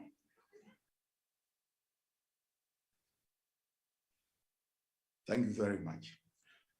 Your Excellency, the President of the Republic of Uganda, the Honorable Chief Justice of the Republic of Uganda, the Honorable Minister of Justice and Constitutional Affairs, the Honorable Learned Attorney General, the Honorable Principal Judge, Honorable Justices of the Supreme Court of Uganda, Honorable Justices of the Court of Appeal of Uganda, Honorable Judges of the High Court of Uganda, Excellencies, members of the Diplomatic Corps, Honorable members of Parliament, religious leaders, your worships, distinguished ladies and gentlemen, all protocol observed.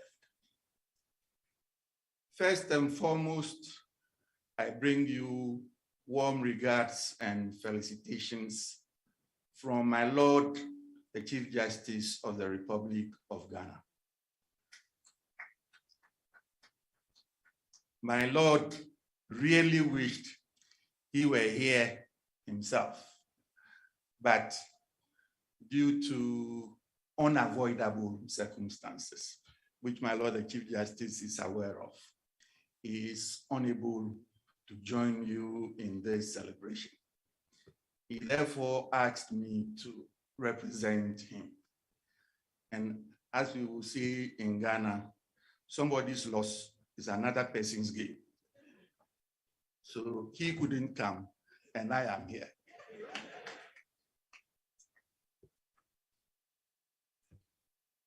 Your Excellency, I have been tasked to give an address on Chief Justice Benedicto Kiwanuka, Reflections on Judicial Independence in Modern Times. The address is therefore in two main parts. First, on the Honorable Chief Justice Benedicto Kiwanuka, and then drawing from that some reflections on the independence of the judiciary. Your Excellency, the President, my Lord, the Chief Justice, I am honored and humbled in equal measure by the invitation extended to me to deliver the keynote address at this year's Chief Justice Benedicto Kiwanuka Memorial Day here at the Judiciary Headquarters in Kampala, Uganda. To the Chief Justice of the Republic of Uganda and organizers of this Memorial Day, please accept my utmost gratitude. First, Chief Justice Benedict Kiwanuka, an epitome of judicial independence. And forgive me if it is like taking cold to Newcastle. Here am I, a Ghanaian who did not meet Chief Justice Kiwanuka, telling you about him. But when I was asked to reflect on his life and the independence of the judiciary, I did some research on him and I share what I found with you. Exactly 50 years ago, lovers of peace in Uganda and champions of human rights the world over were hit by a tragedy of monumental proportions when the iconic Chief Justice Benedicto Kiwanuka was abducted from his chambers at the High Court in Kampala and killed in an unprecedented savagery. A lot of theories swirl around that dastardly act. An official account has it that the late Chief Justice was, quote, arrested by 3 unknown persons armed with pistols, never to be seen again. The Amin government said its investigation showed that the suspects were not members of the security forces. Other reports, however, indicate that Chief Justice Kiwanuka was abducted with full official complicity and shot dead by then military strongman Idi Amin. His head was then chopped off with a dagger, after which the body was dipped in acid solution before burial to kill any evidence or identification in the future. 2 things they say entertain no rivalry: love and power. We are told that Idi Amin perceived his then absolute power to be under the threat owing to the dazzling performance, magnetic personality, and growing popularity of the very man he released from detention and appointed Chief Justice. The more Chief Justice Kiwanuka's fame spread and even dominated cabinet meetings, the more Idi Amin's jealousy was nourished and his anger inflamed. That act of insensible insanity to eliminate the former Chief Justice was finally triggered by his ruling to the effect that soldiers, even on the orders of the all-powerful Idi Amin, had no power to arrest and detain without warrant the British businessman Daniel Stewart, who was consequently released. Unsurprisingly, the Chief Justice had to taste the red-hot fury of Idi Amin in a phone call for opposing his brand of judicial interference and authoritarian intimidation of the most naked kind. In the face of all of this, Justice Kiwanuka was unafraid and unintimidated. Rather, he was as courageous as ever to discharge his duties. Perhaps Justice Kiwanuka drew inspiration from the American civil rights legend Martin Luther King, who postulates, and I quote, "Courage faces fear and thereby masters it. Cowardice represses fear and is thereby mastered by it. Courageous men never lose the zest for living, even though their situation is restless." cowardly men, overwhelmed by the uncertainties of life, lose the will to live. Unquote. The wife of the late Chief Justice, Mrs. Maxensia Kiwanuka, was spot on in branding her husband as, quote, a kind of Spartan when it came to anybody trying to challenge or deflect him from what he considered to be a moral duty. He would rather die for a noble cause in this wicked world, unquote. Indeed, Chief Justice Kiwanuka's contribution to the moral ecology of Uganda had no parallel, and his inner resolution no precedence. He gave up ownership of himself to serve his nation with absolute distinction, dispense justice with impeccable fairness, and defend the truth and with unwavering commitment. The example Chief Justice Kiwanuka set will continue to ripple in jurisdictions upon jurisdictions and resonate among generations upon generations. My Lord the Chief Justice, Your Excellency, permit me to digress a bit with a reference to Martyrs' Day in Ghana, which is a commemoration of a murderous attack and brutal attack on the judiciary of Ghana. On the 30th of June, 2022, that is earlier this year, Ghana commemorated the 40th anniversary of the abduction and killing of 3 justices of the High Court, Justices Frederick Okusa-Akodie, Cecilia Prantiado, and Kweju Aje Ajepong. Unlike the Ugandan episode, 4 people, including a former civilian member of the then military junta in Ghana, were found guilty by a military tribunal and sentenced to death by firing squad. Although the government's response to that crime was swift and strong, it was not enough to answer all the lingering questions and erase all the widespread suspicion of official complicity in the murders. Consequently, they remain a stain on the conscience of those military rulers in particular and the nation in general. Having spent some time on an important aspect of judicial independence, the bold and fearless judge and judiciary, and fidelity to the rule of law, using the example of Chief Justice Benedicto Kiwanuka, I now turn to more institutional issues relating to the independence of the judiciary. An important component of the rule of law is an independent judiciary. The independence of the judiciary is guaranteed by the Constitution of Ghana and many other constitutions.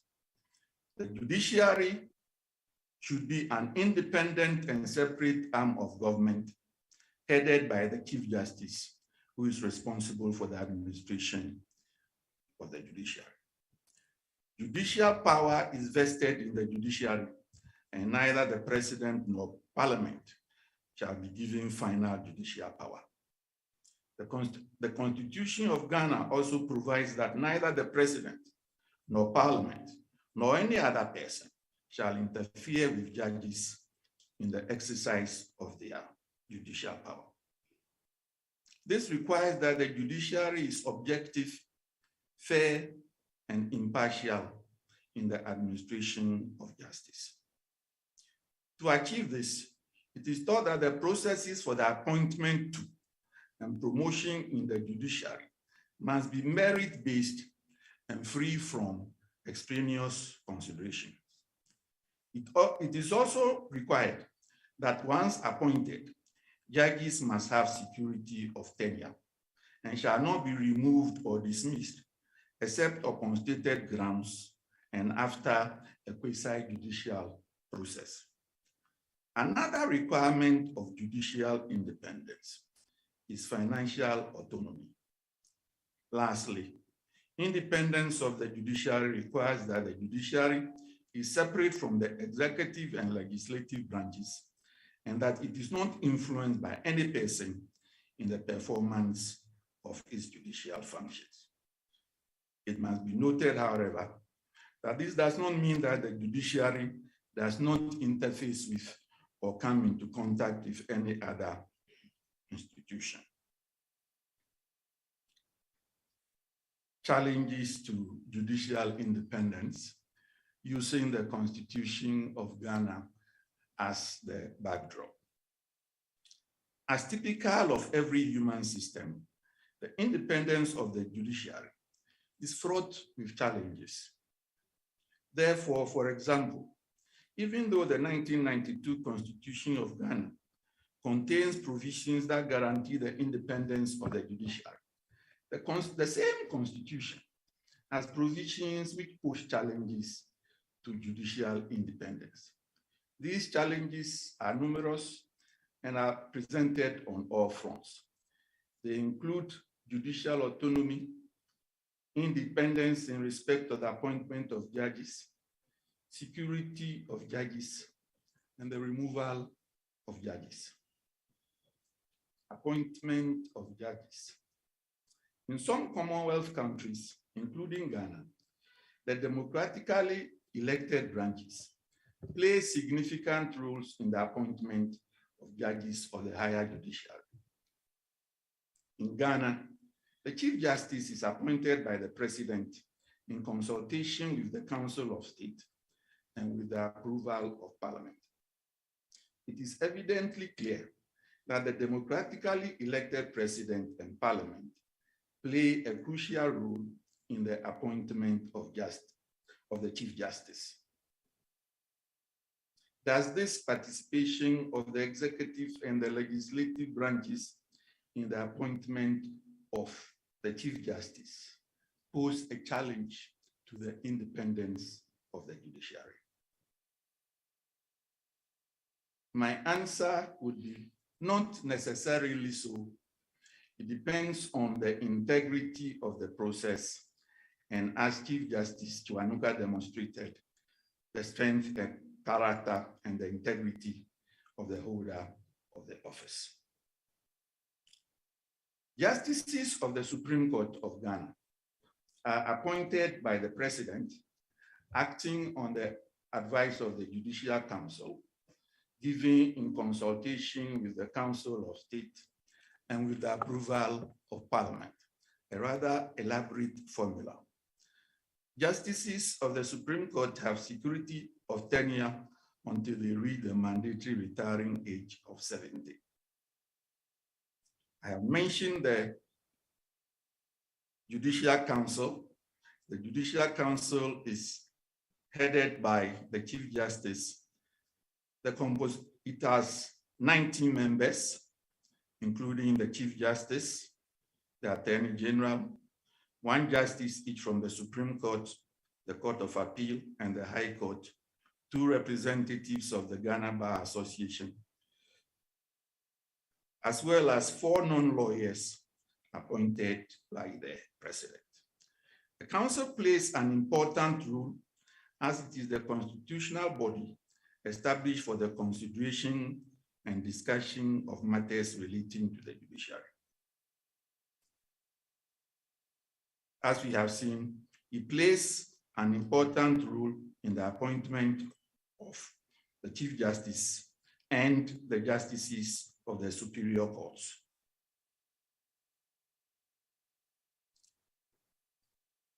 In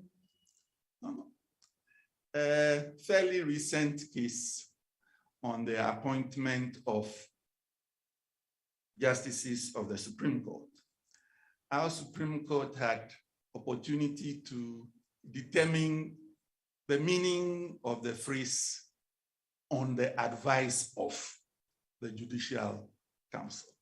This was a matter which was instituted by the Ghana Bar Association. The brief facts are that when 2 places became vacant on the Supreme Court. The Judicial Council, after a process of examination and interviews, presented a list of 4 names which it had ranked 1st, 2nd, 3rd, 4th to the president for appointment. In the events that happened, the 1st and 2nd on the list were not appointed. The 3rd and the 4th were appointed. The Bar Association took the view that this was a violation of the Constitution, and that when the Constitution says it shall be on the advice of the Judicial Council, as opposed to in consultation with, it means that the advice is binding, and that in this particular case, the first 2 should have been appointed. The Supreme Court, that was before my time, the Supreme Court took the view that the Constitution has been complied with, and that the phrase on the advice of did not mean that the president was bound by the order on the list, and that the president would be violating the Constitution if he appointed persons who are not on the list. But if, as in this case, he appointed people who were on the list, then this was not a violation. Anytime I read the case, I wonder, but why did the council submit 4 names where there were only 2 vacancies? Because if they had submitted only 2, then maybe this whole matter would not have arisen.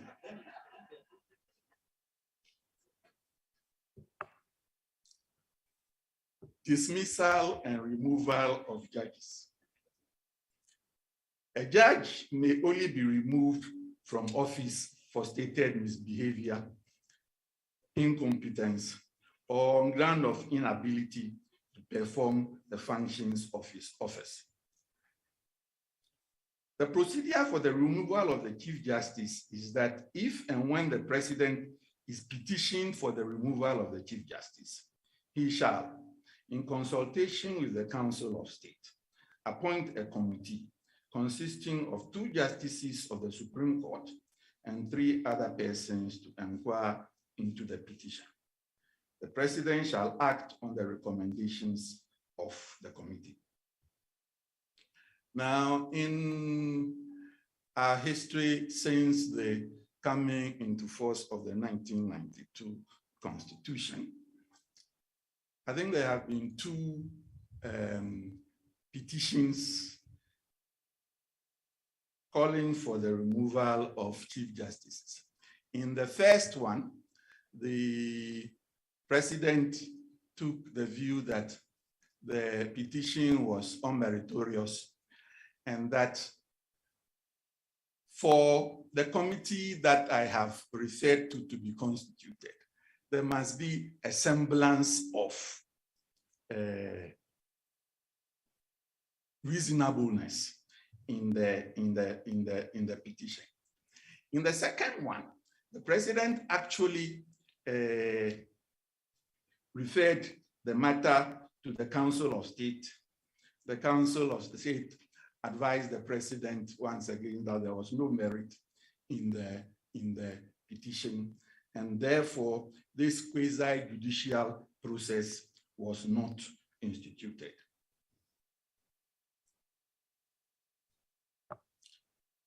Now, the security of tenure of justices is very, very important.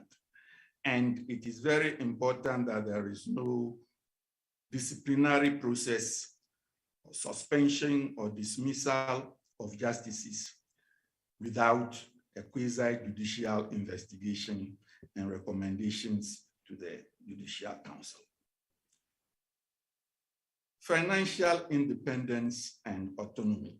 This has been referred to in some of the earlier presentations, I note with happiness the fact that the judiciary of Uganda appears to be getting its fair share of the resources of the country. And I can see evidenced in the two mighty buildings which are springing up. And we all hope, like the Chief Justice has indicated, that this would be finished by the end of the year and open. As far as Ghana is concerned, the Constitution provides that in the exercise of the judicial power of Ghana, the judiciary in its independence should have administrative and financial autonomy. Therefore, all salaries, allowances, administrative expenses payable to persons serving on the judiciary are charged on the consolidated funds. Such salaries and allowances shall not be varied to the disadvantage of the judge. But as is the case, I think, everywhere, money is scarce. Financial resources are not limitless. The judiciary, therefore, like any other institution, has to compete for the allocation of a share of the national budget. There has been a debate in Ghana as to what form the budget of the judiciary should undergo, the processes by which it is approved by Parliament. Now, there is one view, which is that most of the time, the budget presented to the Ministry of Finance is cut, and they think that it is cut unduly. In the last year or so, the Parliament is moving towards saying that the budget of the judiciary should come directly to Parliament without necessarily having to go through the Ministry of Finance. And then it shall be the responsibility of Parliament and the President to confer and determine how much it can be made available to the judiciary. So the whole question of financial autonomy continues to be very, very important. Now, in Ghana, we have another way in which financial resources are made available to the judiciary, which is that I think it is 40% of all revenue derived by the judiciary. So filing fees, all these other things is reserved for the use of the judiciary. But no, there is a but. The but is that though the 40% is said to be reserved for the judiciary, the Ministry of Finance and the Comptroller and Accountant General insist that all the monies should be paid into the consolidated fund first, before the 40% is. And as you can imagine, once the money goes into the consolidated fund, it takes time for the 40% to eventually reach the judiciary. But at least that's an avenue that perhaps is streamlined. So as I bring my address to conclusion, ways forward. I think that both in the appointment and removal of judges, the Judicial Council should take center stage, and the role of the other branches should be minimized and formalized. now, and yes.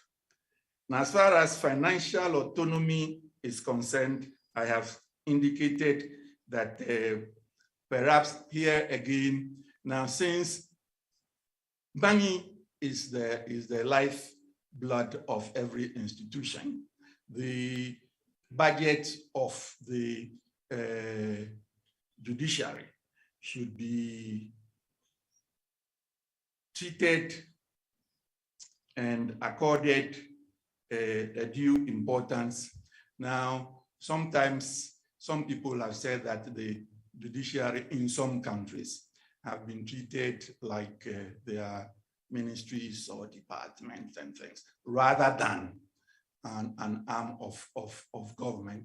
I think that trend is beginning to change, and I think we should all work towards the financial autonomy of the judiciary. In conclusion, the Constitution of Ghana states that justice emanates from the people and shall be administered in the name of the Republic by the judiciary. The process seeks to give the people justice. The unique structure of the government of Ghana provides its own challenges to an ideally independent judiciary. The judiciary possesses the opportunity to create policy and enforce carefully crafted law. As we strive to cultivate justice and ensure efficiency, we look forward to learning from our past and stepping into an even brighter future, rooted in the fundamental principles of constitutional democracy. What a gem of a judge and epitome of justice that Chief Justice Benedicto Kiwanuka was. Indeed, the best tribute we can pay to Chief Justice Kiwanuka is to hold aloft the light he lit and stood for, the cause for which he was killed. Once again, I love the Chief Justice, Your Excellency the President.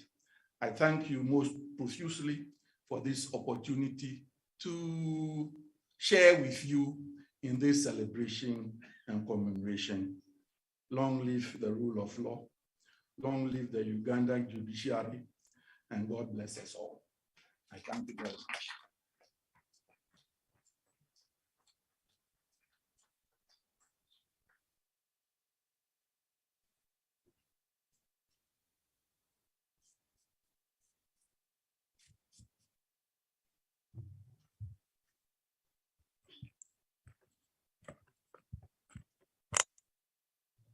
Thank you, and thank you so much, my Lord, Professor Justice Emmanuel Kotei, for doing justice to the paper.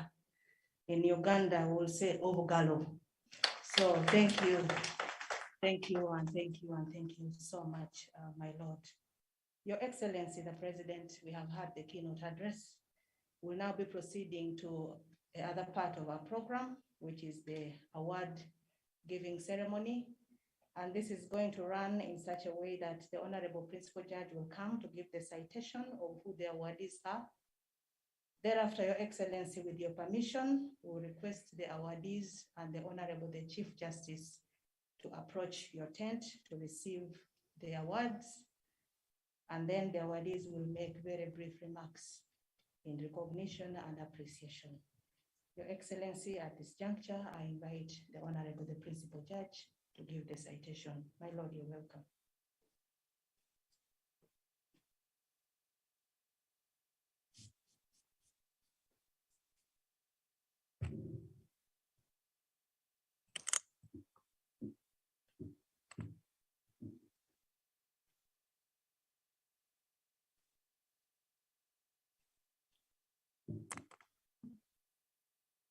Your Excellency, the President of the Republic of Uganda, the Honorable the Chief Justice, the Honorable Chief Justice Emeritus, the Honorable Minister of Justice and Constitutional Affairs, the Honorable Attorney General, the Honorable Minister of State for Defense. Let me observe the protocol which the Chief Registrar earlier read in the interest of time. Your Excellency, today we have 2 awardees of the Benedicto Kiwanuka Award. Let me begin with the first awardee, that is Honorable Justice Dr. Yorokam Bamwine.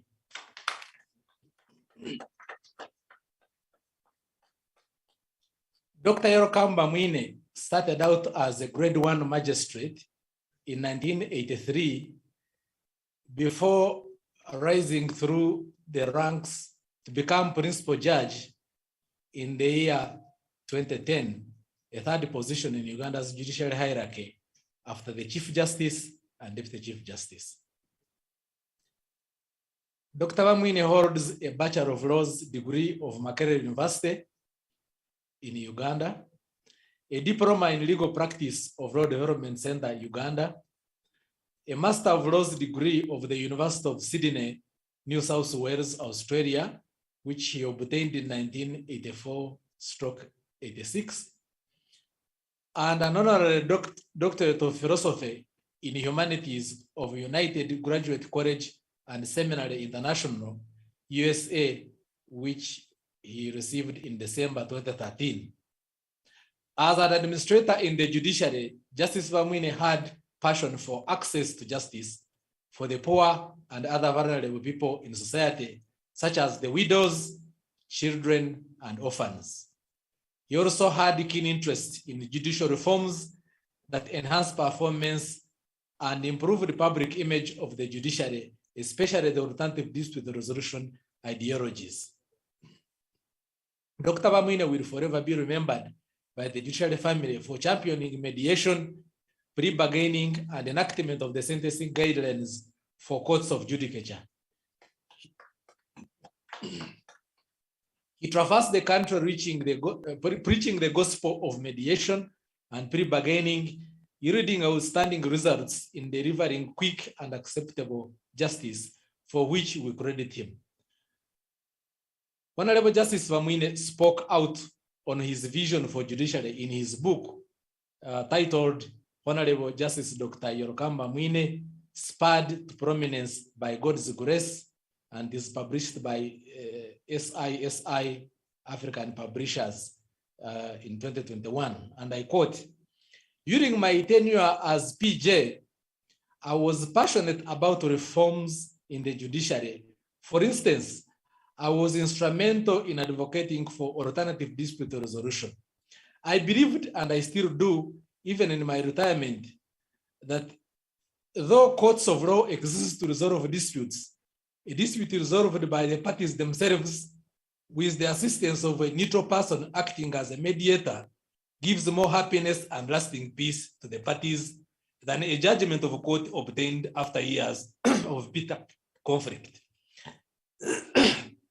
I therefore, with that brief on Dr. Honorable Justice Bamwine, present him to you for the award.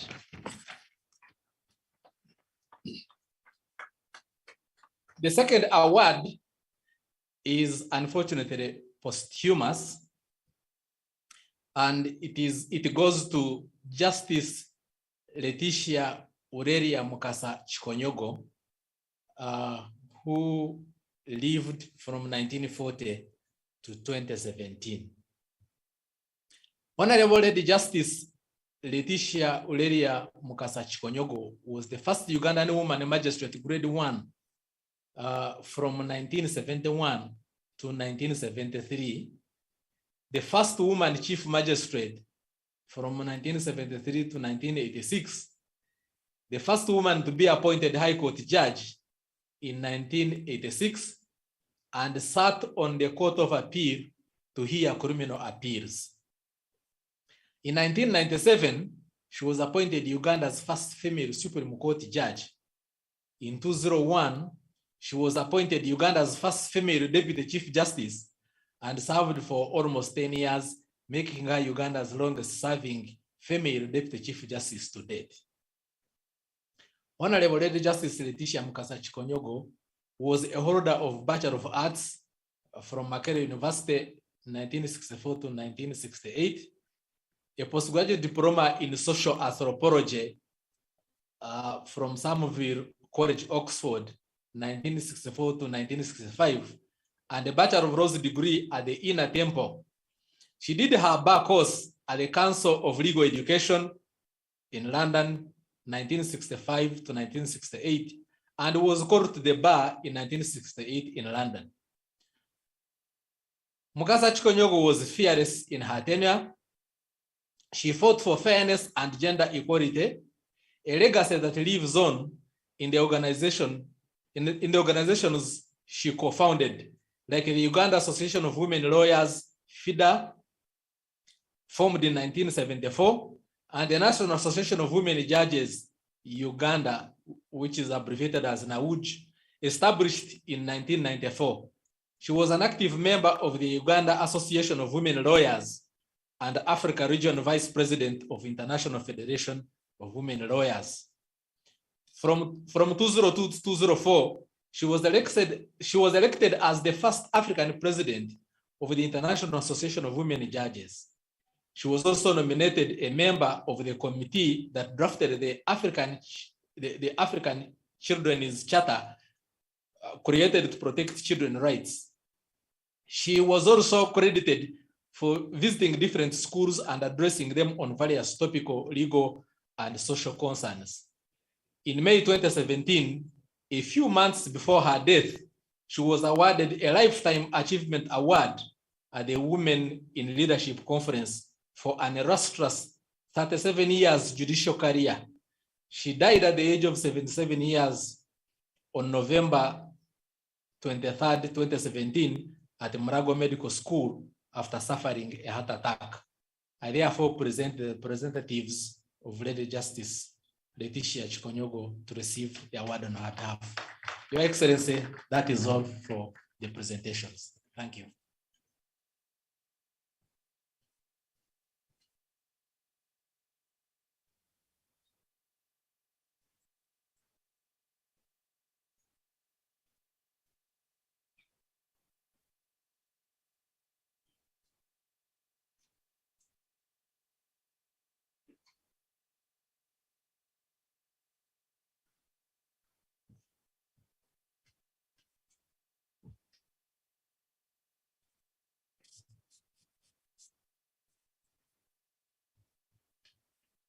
Happening now, His Excellency is handing over the Benedicto Award to PJ Emeritus,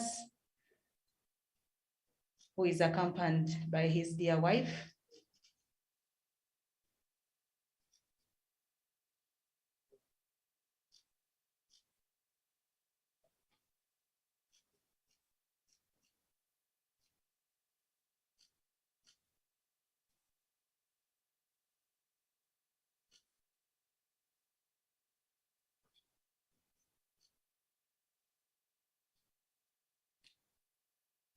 That's the moment. His Excellency is handing over Benedicto Kiwanuka Award to PG Emeritus, accompanied by his dear wife. Congratulations, my lord, and thank you so much, Your Excellency.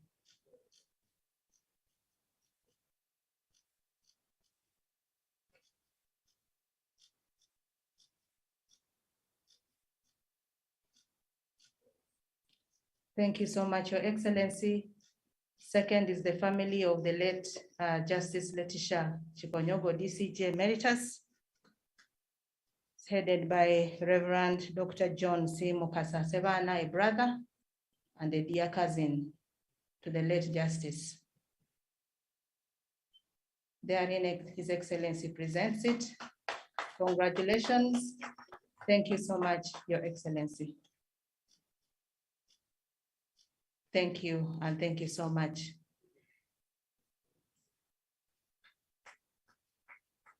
Thank you, my Lord Chief Justice, for accompanying the awardees.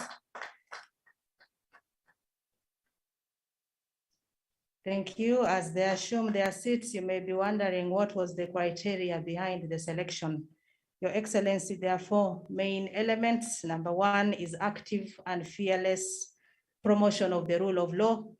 Second is notable contribution to access to justice. Number three is remarkable contribution to the administration of justice. And fourthly is distinguished service with integrity. I congratulate the awardees. Your Excellency, briefly, the awardees will be making remarks. And at this juncture, beginning will be Dr. John Mukasa Sevana, who will be speaking on behalf of the family. Reverend, you're welcome.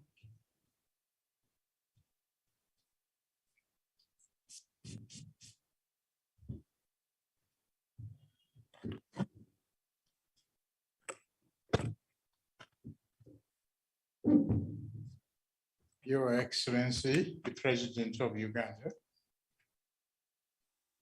Honorable Chief Justice, Honorable Chief Justice Emeritus, allow me to adopt the protocol that has been elucidated here. My family, His Excellency asked me where Namukasa was born or came from. She came from, the father was William Mukasa Salongo of Wakaliga, Lubaga. The origin is Namlamba in Singo. I am the head of the family and the head of the lineage. To my left is the Lubuga. Your Excellency, as head of the lineage of Bitundu, I am always going to be required to move with the Lubuga, who is culturally installed with me as the heir and head of the lineage, to be the carer of all the children and the people. Now, we are standing here on behalf of our family,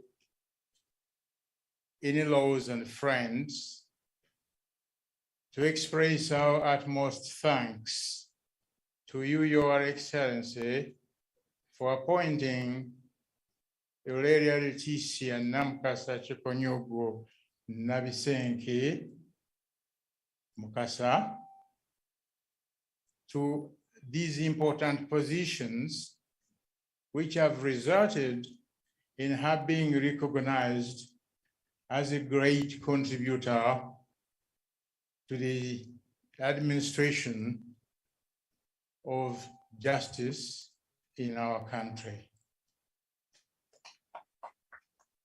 We also express our utmost thanks to the judiciary. All the things that she said to have accomplished and done would not have been possible without the love and support that she was accorded. We also give thanks for the many efforts of those that worked under her leadership. Usually, leaders do not accomplish a lot of things without great followers and collaborators. As we go and introduce this award to our family and friends, we would like to commit ourselves that, like Namukasa, we will fight very hard to advocate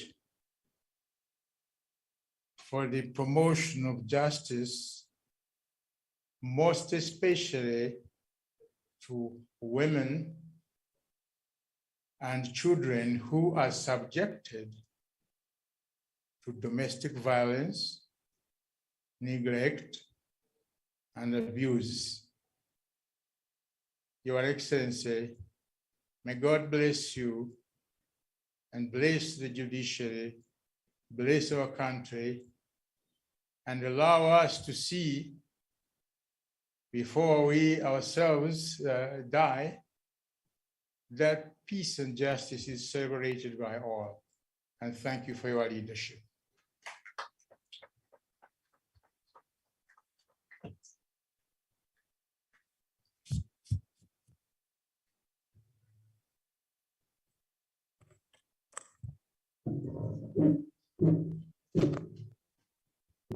Thank you very much, Reverend Dr. John Mukasa.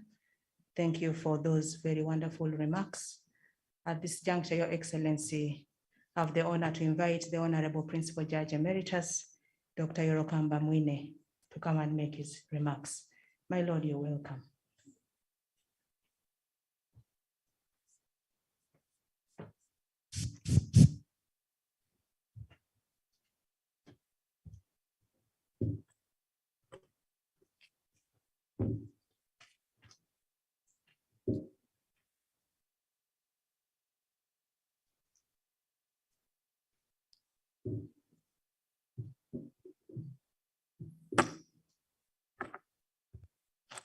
Your Excellency, I'm waiting for him to go away so that I remain alone. And I do without a mask. Your Excellency, the President of the Republic of Uganda, the Honorable the Chief Justice, the Honorable the Deputy Chief Justice, Honorable Ministers, Your Lordships, Your Excellencies, family of late CJ Benedicto Kiwanuka, all distinguished guests, ladies and gentlemen. When I look over my life and the sort of recognition the judiciary of Uganda has bestowed upon me today, I cannot help but praise God for his goodness. I'm extremely honored to be receiving such an important award in recognition of the service I rendered to Mother Uganda as I walked my journey, my judicial journey. It is no doubt that I faced enormous challenges on my way to becoming number 3 in the judicial administration hierarchy.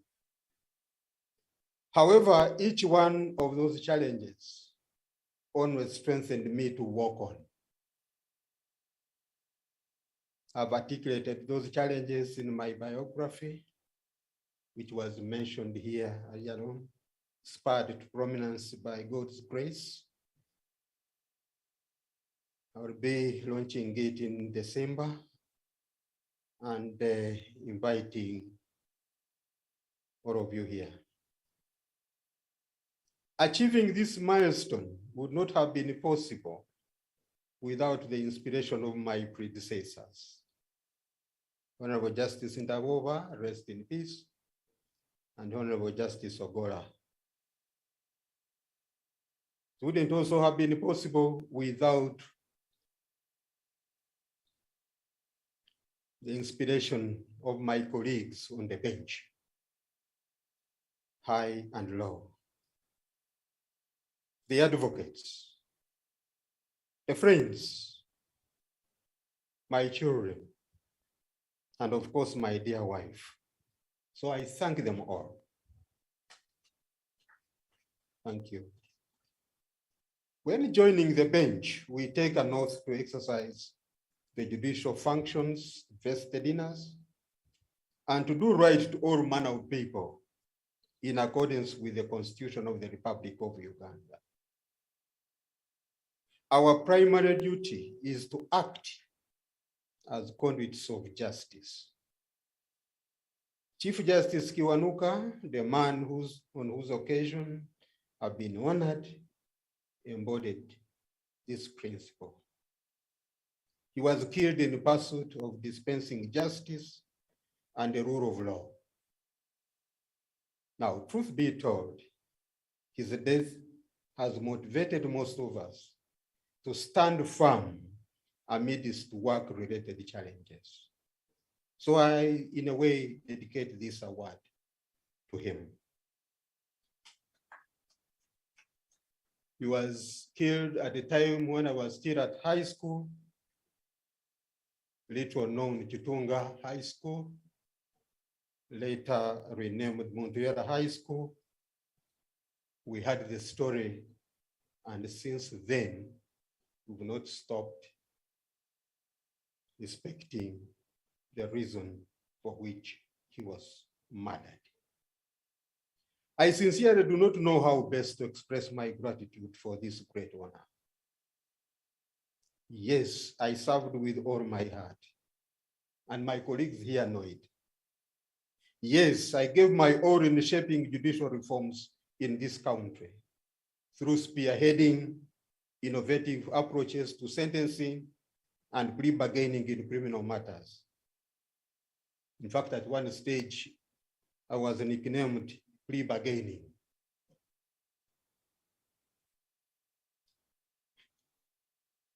I also participated in innovative approaches in mediation and we spearheaded various reforms to civil justice.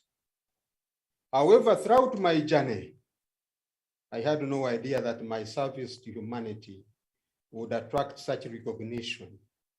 So to me, I say, God be the glory.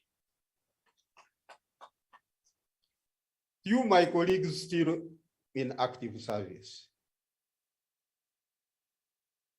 we still labor hard to eliminate backlog and workload. I know we are oftentimes criticized for not trying hard enough to fight delays. However, as C.S. Lewis once observed, and I quote, "It's not the load that breaks you down, it's the way you carry it." We've had situations in this country where people starving to death, where people are starving to death due to famine. There is food to deliver to them, but the tender winning party cannot do much on account of interim, temporary, and permanent injunctions, all in one case. The wheel of justice is clogged by such applications as those waiting for the food die of starvation. So what am I saying here? It is that the judiciary needs the wisdom of King Solomon in our day-to-day administration of justice in order to make justice accessible to those yearning for it. We have to keep on the lookout for the innovative solutions alongside administering justice as it is. There is a lot more to be researched on and implemented in order to make administration of justice accessible. I'm greatly honored to know that my contribution to the lives of fellow countrymen and women was appreciated, and more so when I'm still alive. Thank you so much. This feeling will itself energize me for many more years to come and hopefully inspire others. Thank you, Your Excellency, the President, for being one of those who have shaped my destiny through the various appointments in the course of my service. Thank you, Lord Chief Justice, Winyidolo, and your able team for appreciating me. I may not promise to get better at my work so that you can see me here for more such awards, but certainly God will bless you all for putting a smile on an old man's face. God bless you. And bless me too. I thank you, Your Excellency. I have the honor to accept the award. I thank you.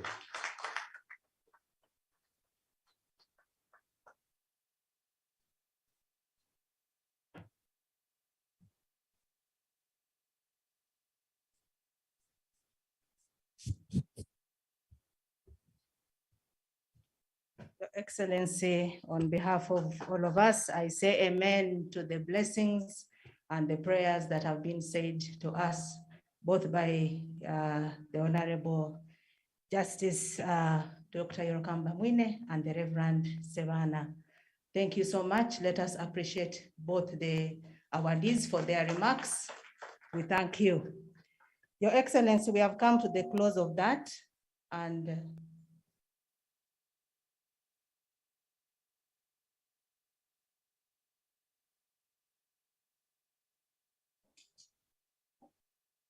just a few minutes to separate all the men who are fighting. That's what the Wanyankole said. Separate all the men who are fighting. Just 2 minutes.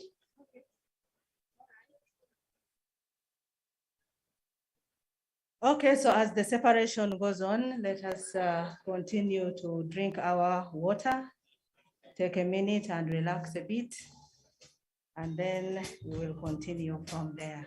Thank you.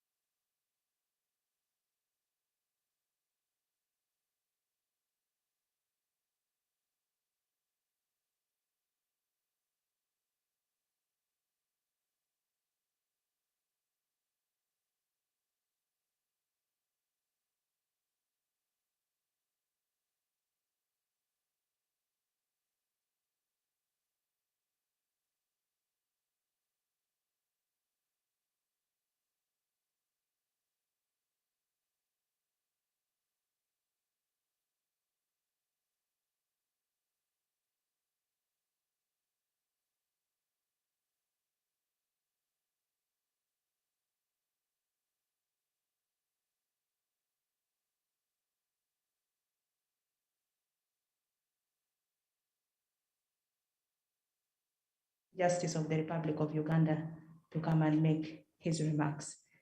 My Lord, you're welcome.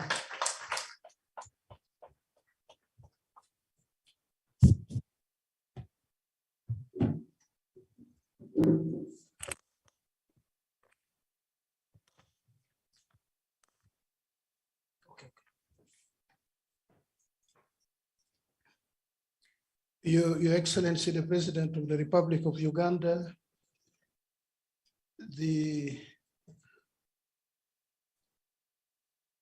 my Chief Justice Benjamin Odoke, retired, the Deputy Chief Justice of Uganda, the Honorable Minister of Justice, the learned Attorney General, the Principal Judge, justices and judges of our courts of judicature, Honorable Justice Professor Emmanuel Koti, Justice of the Supreme Court of Ghana and keynote speaker, Your Excellencies, heads of diplomatic missions, honorable members of parliament, the representative of the Grace Archbishop of the Church of Uganda, the Inspector General Government represented here, chairpersons of constitutional commissions, the Director of Public Prosecutions, our retired justices and judges, Chief Registrar of our courts of judicature, the Secretary to the Judiciary, worships, registrars and magistrates, our new President of Uganda Law Society, and other distinguished members of the bar, the administrative and support staff of the Judiciary of Uganda, the family of Chief Justice Benedicto Kiwanuka, our esteemed recipients of the Chief Justice Benedicto Kiwanuka Award, our other esteemed participants attending online, members of the Fourth Estate. Your Excellency, we welcome you to the judiciary ground here, and we note that, and this is unprecedented, you made unfailing engagement with the judiciary of Uganda. You have religiously attended our functions, not just the Benedicto Kiwanuka function, our judges annual conference, our new law year, and I know you've written to me promising to attend the incoming meetings of women judges, which will be hosted by Uganda. Your Excellency, I see this as testimony of your appreciation of the place the judiciary of Uganda holds in the scheme of things in this country.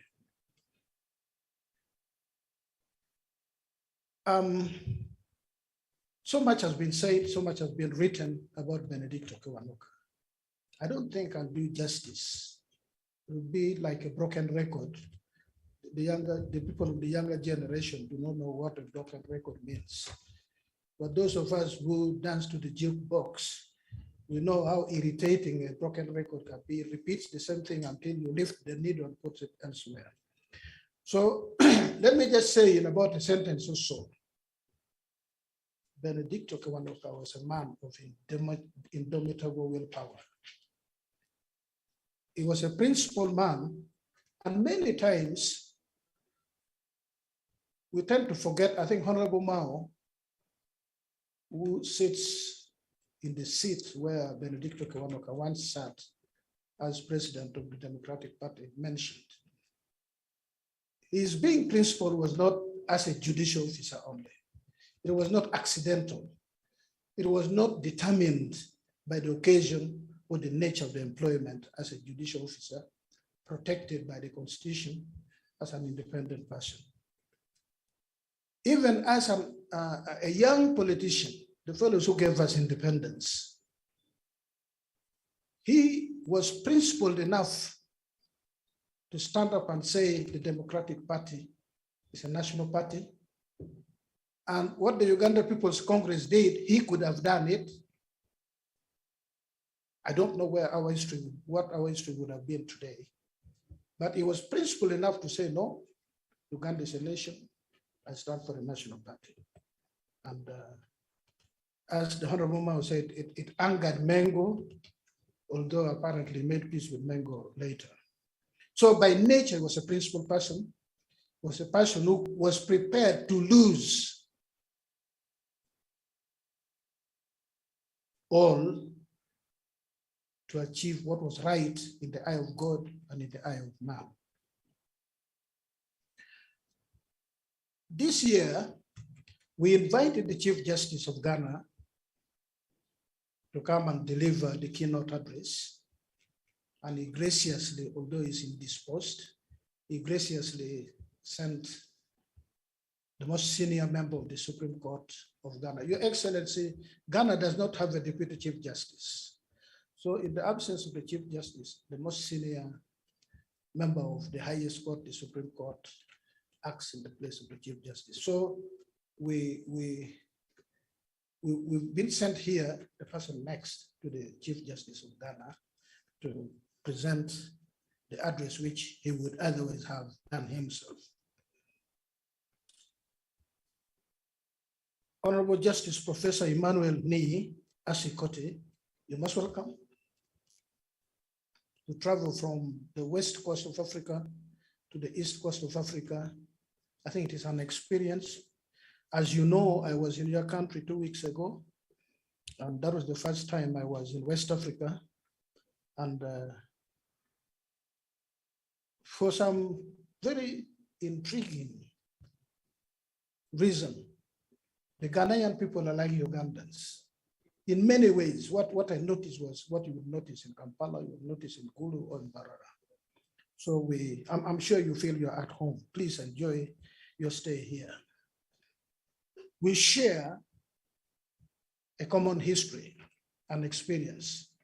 You talked about it, the martyrdom of judicial officers in Ghana, and the one you've come here to address us on.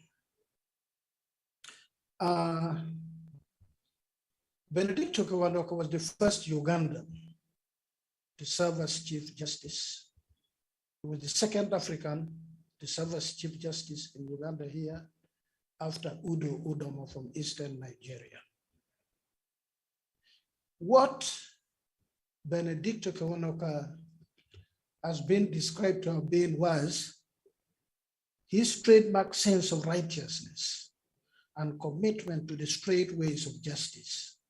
And it is this that put him at loggerheads with President Idi Amin. Whatever account that have been given by eyewitnesses, by the government of the day, the circumstantial evidence is compelling. It is unmistakable that Idi Amin took the life of Chief Justice Benedicto Kiwanuka. The person who took oath to protect the life and properties of Ugandans took the life of one of the persons he took oath to protect. In law, Your Excellency, we say circumstantial must be so good as not to be mistaken or controverted.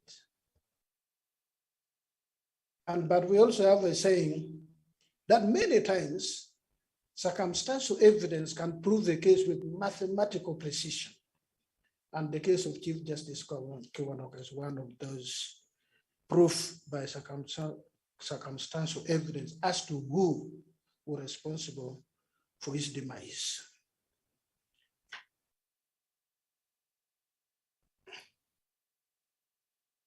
He was martyred for his unflinching advocacy against arbitrary arrest, extrajudicial killings, torture, and the utter disregard for the rule of law that painfully characterized the infamous government of Idi Amin in the 1970s. As the judiciary family, we acknowledge the noble role Kiwanuka played in the promotion of the observance of the rule of law and respect for human rights, for which he paid the ultimate price. We are called upon to mirror the life of the indomitable Benedicto Kiwanuka and ask ourselves what we have so far done and what else we can do for our people. Our reminiscent theme this year is Benedicto Kiwanuka, Reflections on the Independence of the Judiciary in Modern Times. The martyrdom of Ben Kiwanuka was a consequence of his determination to assert the judicial independence in the face of the chief executive, who had no regard whatsoever for the rule of law. Now, in 1985, the United Nations outlined basic principles on independence of the judiciary. This includes guarantee by the state, and this should be enshrined in the Constitution, the independence of the judiciary. And the duty of all governmental institutions, departments, and persons to respect and observe the independence of the judiciary. Second, the duty of the judiciary to determine matters with impartiality, basing on the facts before them and the law. And there must be no restrictions, improper influences, inducements, pressures, threats, or interference, direct or indirect, from any quarter or for any reason.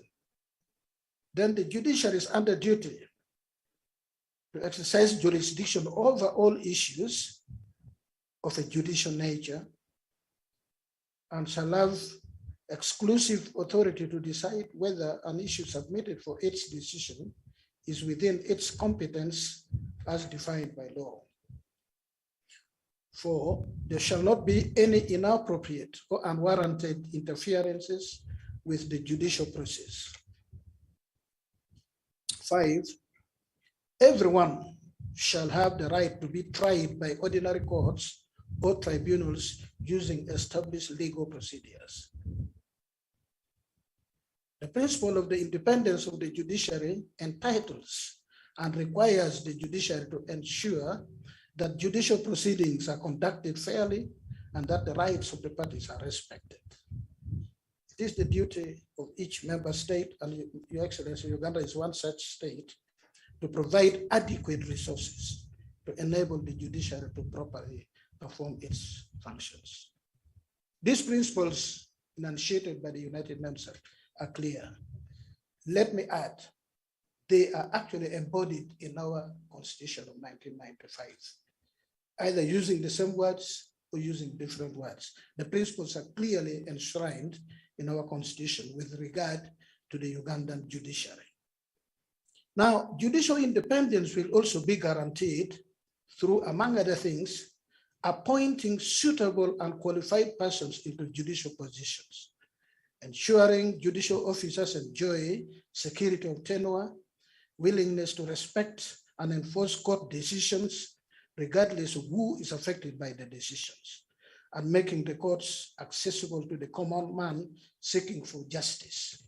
That is the issue of access to justice, which is the main force propelling our agenda under my administration.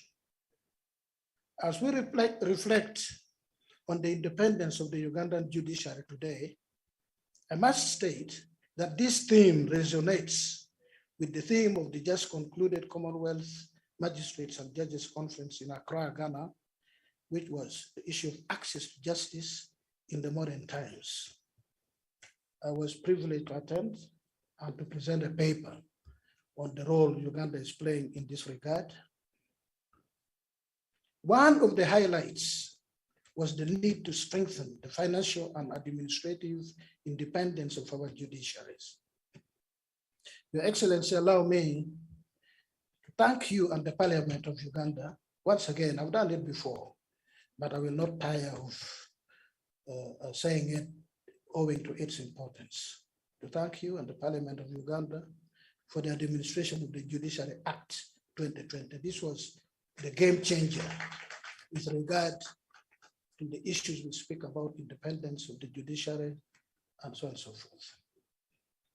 This has enabled the judiciary of Uganda to make tremendous gain But allow me again to thank you at a personal level, owing to your, as I said, unprecedented engagement, discernible engagement. We say overt. You had engaged with the judiciary, but that was covert. The ordinary eye would not see. But now your engagement with the judiciary is overt. You've attended our functions.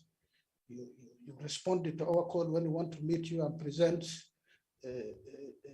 our views before you. We've had, I can say this with certitude, we've had very candid. Even where we disagree, you've listened to us and we've discussed and found some solution. This has not been in the public eye, but I can say this with certitude, that your commitment to the judiciary, your special attention to the judiciary is the reason why, following, I stood here on this ground, probably on the very spot where I'm standing here, and made the case for an enhancement of the budget of the judiciary. All these other things are pegged on a meaningful judiciary budget. And you gave your word, and in one financial year alone, our budget leapt twice. It was doubled and came to 375 or thereabout billion Uganda shillings. I'll report here what we have done with that money, Your Excellency. Yeah. So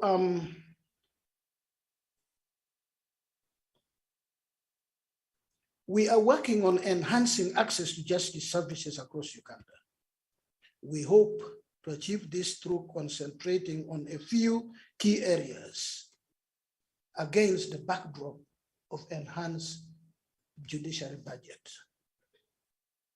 We have continued or commenced construction of courts of judicature, recruitment and deployment of more judicial officers and non-judicial officers, and providing working tools to the staff. Establishing more courts across the country in order to eliminate case backlog and to bring justice services nearest to the people. Strengthening the Judicial Training Institute to offer up-to-date capacity building. Reinforcing the Inspectorate of Courts, promoting innovations, ICT, etc., etc. Your Excellency, with the enhanced budget, which of course, as you know, is nowhere near what we want, but it has made a lot of difference. Before the judiciary budget was enhanced, the little that the judiciary of Uganda received, we had only 42 chief magistrates in the country, a population of 42 million people, 42 chief magistrates. And in many cases, this had to ply one chief magistrate would serve 5 other chief magisterial areas. So they would spend more time on the road than sitting in court. And in the end, they were making no impact. And there was justified outcry about delay of cases and so on and so forth. But because of the enhanced budget, today as I speak, we have 77 chief magistrates in this country. An upward movement from 42. Of course, as you know, Your Excellency,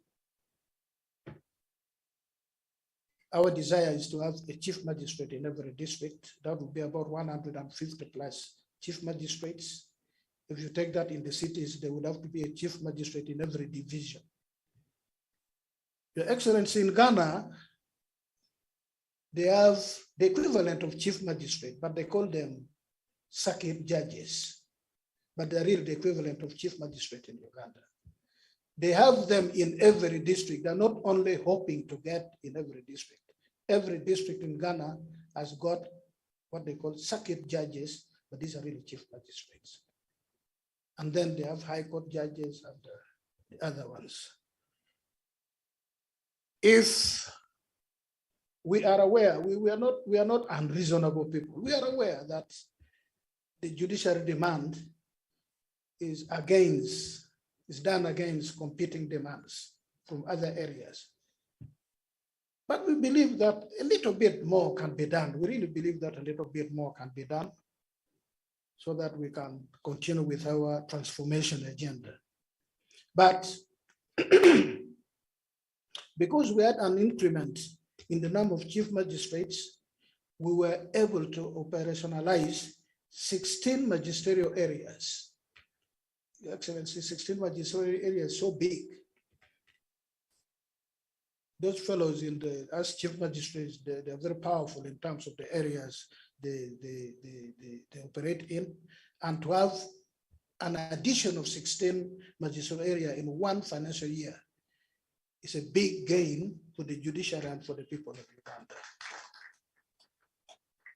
Now, before our judiciary budget was enhanced, we had the foot soldiers, the magistrates grade 1.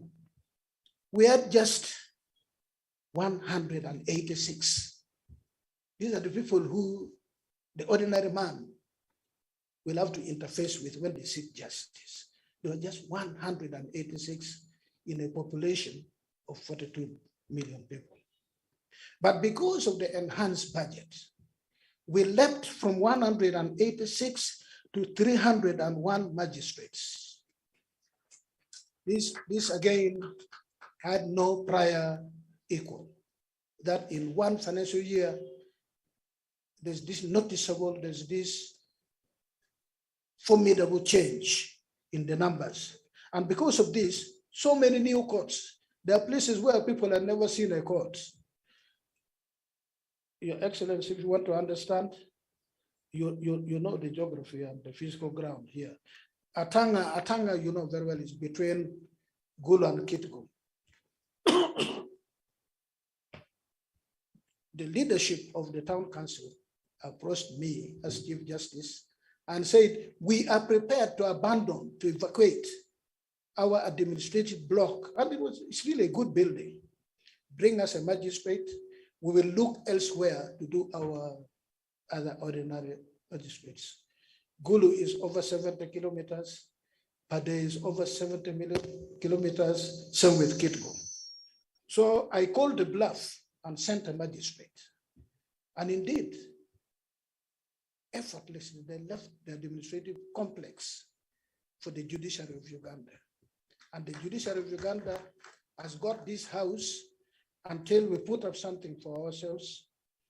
Given that tells us a lot about the desire of our people to have access to justice, to have a court of law within reach.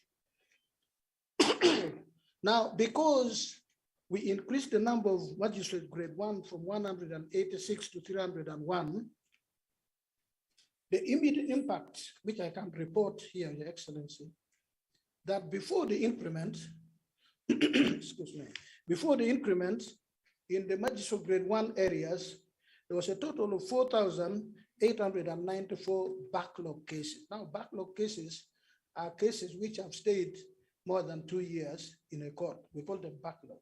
We say they have delayed. Of course, I have a quarrel with that. Why must it be 2 years? A case should delay if it has taken more than 6 months, then it has delayed. And that's what we should be striving for.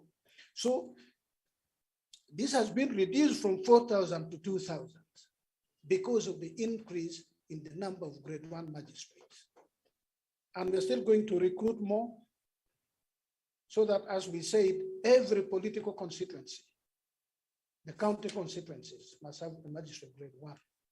I would be very happy, excuse me, I would be very happy if you come here at some point and I report to you that I was very angry with the magistrate grade 1 in Kalangala because a case took more than 9 months before him. I would be very happy and to report that I'm really angry with such a judicial officer.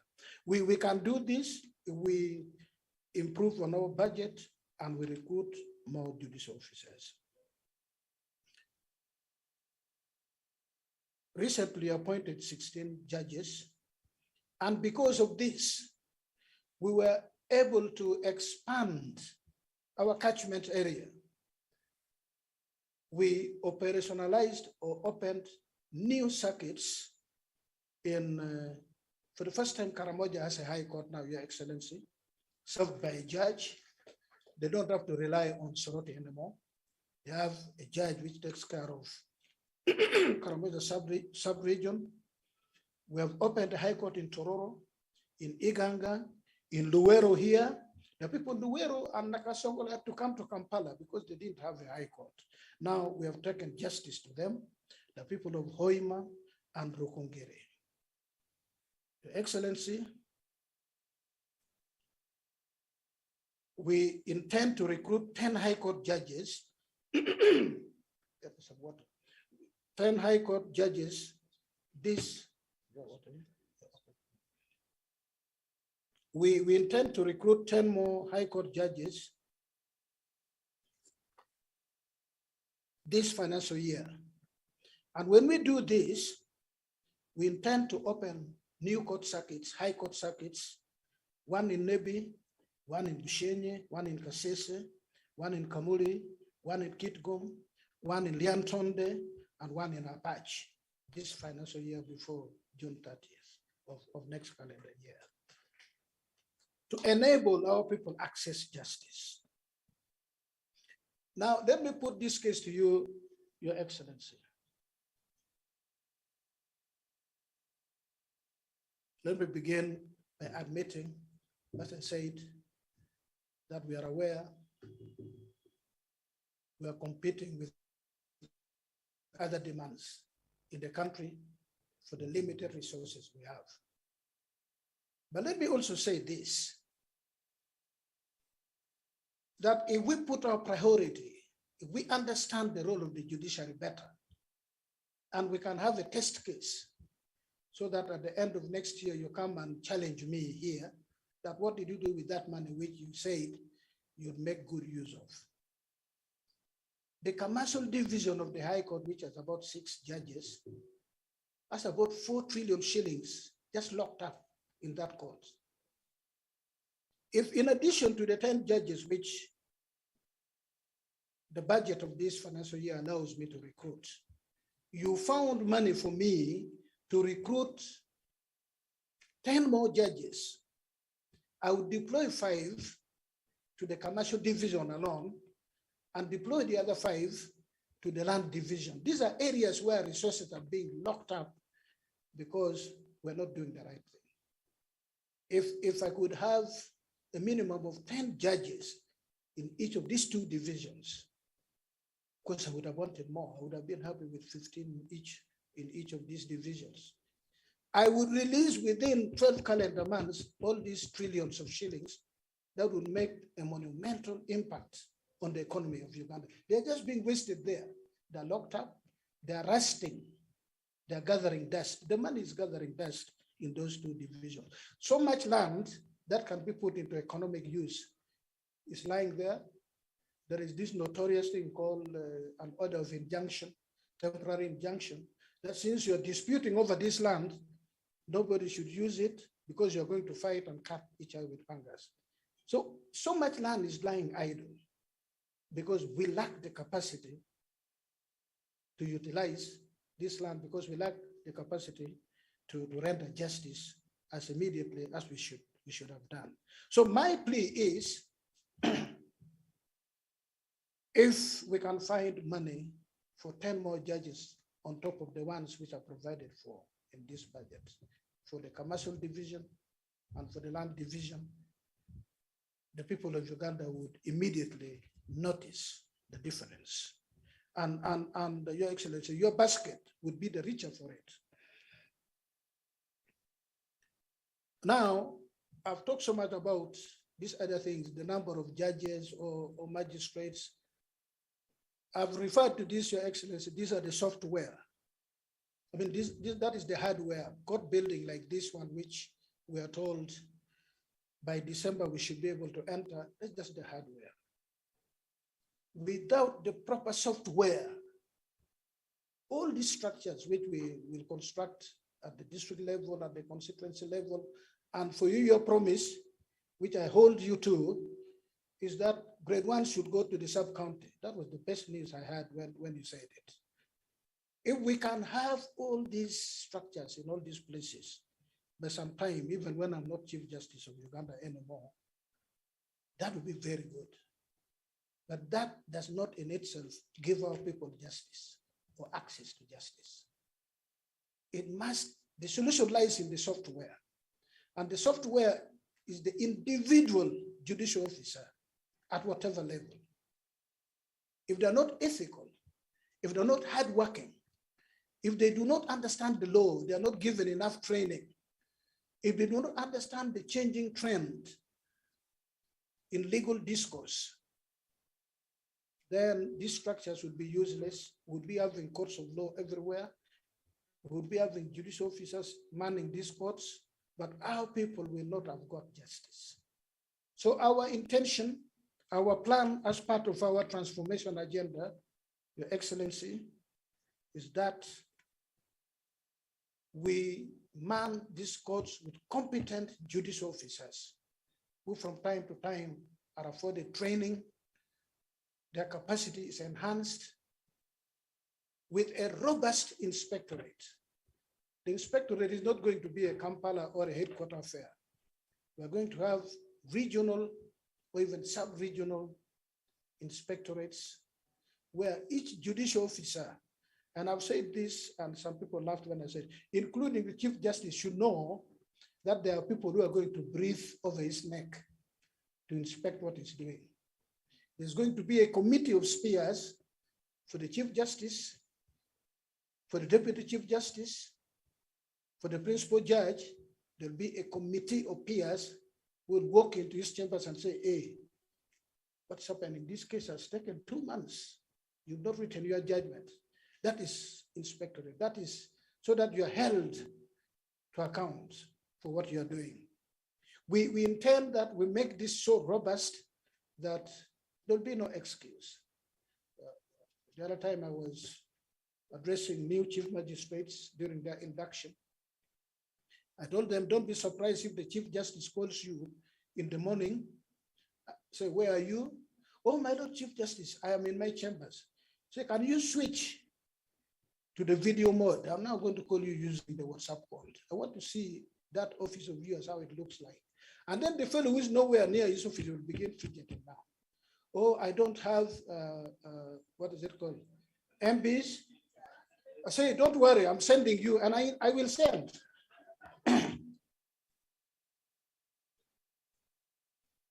That I will do, Your Excellency. And then of course, I forget what the name is. These gadgets for identifying you, you press your hand and it will record what time you arrived in court. So we are going to have a robust inspectorate. It will not be business as usual. It will not be business as usual, because if an area that was being served by one judicial officer is now going to be served by 7 or 8 judicial officers, how can the performance be the same? How can a case delay before you 2 years? How do you justify? I can understand, can sympathize with one judicial officer having 3,000 files. But how, when we have a situation where you have only 30 files to deal with, there will be no justification, and the harm of the Chief Justice will be hard, swift and hard. And so this is what we intend to do for the judiciary of Uganda and for the people of Uganda. Allow me, as I conclude, Your Excellency, to extend our appreciation to the family of the late Chief Justice Benedicto Kiwanuka. First and foremost, for giving the people of Uganda Chief Justice Benedicto Kiwanuka. As I said, as a politician, as a private practitioner, and then as Chief Justice. To all the distinguished participants for turning up to celebrate the memorable contribution of Chief Justice Benedicto Kiwanuka to the administration of justice and the rule of law in our country. I would like to hail, let me recognize and hail my chief, I always say my chief justice. The president of the Uganda Law Society misspoke a little when I was referring to a judgment of Benedicto Kiwanuka, and he said, the late Benedicto Kiwanuka said this.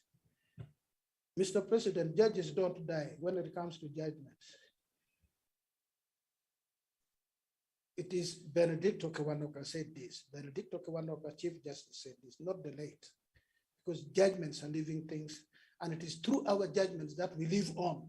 Unlike other professions or other trades or occupations, Your Excellency, you envy us on this, that judges don't die, because when they refer to their, when you retire to your firm in Rakitura, they will say former president. But for us, when they read my judgment, they will say Owing Dolo Chief Justice, or Owing Dolo Judge, as he then was. These are some of the small things, perks, which we enjoy. You know, it's not much, but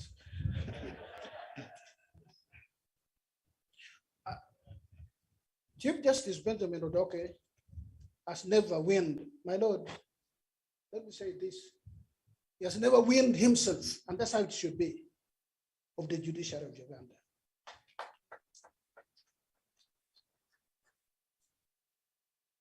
He is a Ugandan judicial officer par excellence. I always hate to talk about people when they are there because it looks like I'm flattering, but I can't avoid. We don't take this for granted. My lord, we appreciate. We know your contribution to the law, the development of the law in this country in various capacities, as a teacher, as a head of prosecution, as a judge, with leading judgments in this country. In one sentence, he's a jurist par excellence. So we welcome you. This is your home. This is not your former home. This is your home. And that's why I find it objectionable to refer to you as former Chief Justice. To me, you are my Chief Justice.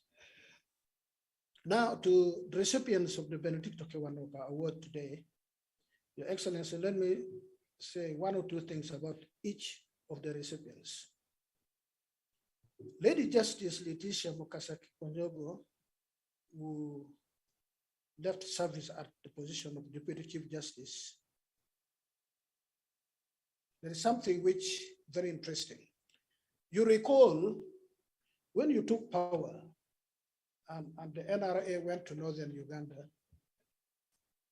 the first killing by an NRA officer was actually not Namokora, as has been written in our political history. The first killing was in Adilang. You remember Moses Biarhanga, the one who went drinking and shot a woman, Juliana Ataro. We are told, Your Excellency, that you are so incensed. You wanted Biarhanga to be tried in Adilang, and if he was convicted, he should be killed by a firing squad. And by your own account, Chief Justice Wambuzi said, Your Excellency, you're not now a guerrilla leader, you're now a national leader, you're the president of Uganda. So you're now governed by the laws of Uganda. We will try him not the way you want, because you are so angry that a soldier could kill a civilian. For you, that one had crossed the red line long before.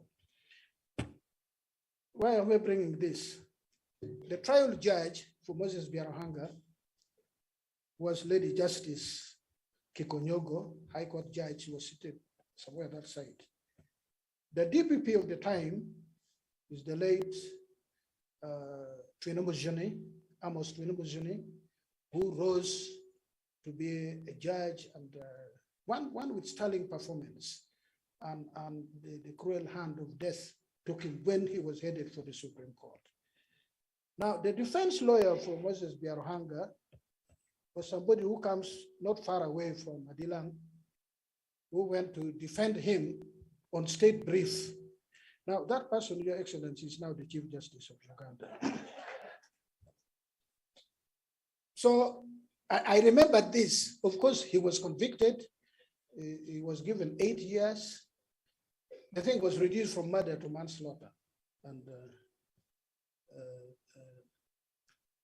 he finished serving his term. Then Honorable Dr. Yorokamu Bamwine, the first time I met him was when I joined law school in Makerere, 1980. He was a teaching assistant. I remember he took us on criminal law. No, I think law of torts. Law of torts, yeah. Criminal law, I think. Anyhow, if he had chosen academia, my lord, you wouldn't have been recognized like today. So you made the right decision. But you would have become a professor. I have no doubt in my mind, the commitment, the dedication that I saw him exhibit as a judicial officer, he would have been a professor. He would have written books. He would have written to respected journals all over the world. And another person who I hope will one day be recognized is my Deputy Chief Justice, Richard Butera. He was also a teaching assistant. I remember Kamasolo too. Again, if he had chosen academia, would be referring to them as Professor Butera, Professor Bamwine, and so on and so forth. Let me say in one word, one sentence. My Lord Yorokamu Bamwine, your award is most deserved. Whatever else Dr. Yorokamu Bamwine did for the judiciary of Uganda, for me, the one which I call his signature contribution is plea bargain. Your Excellency, the plea bargain project is one of the most successful projects in the judiciary of Uganda, not just the criminal justice process only.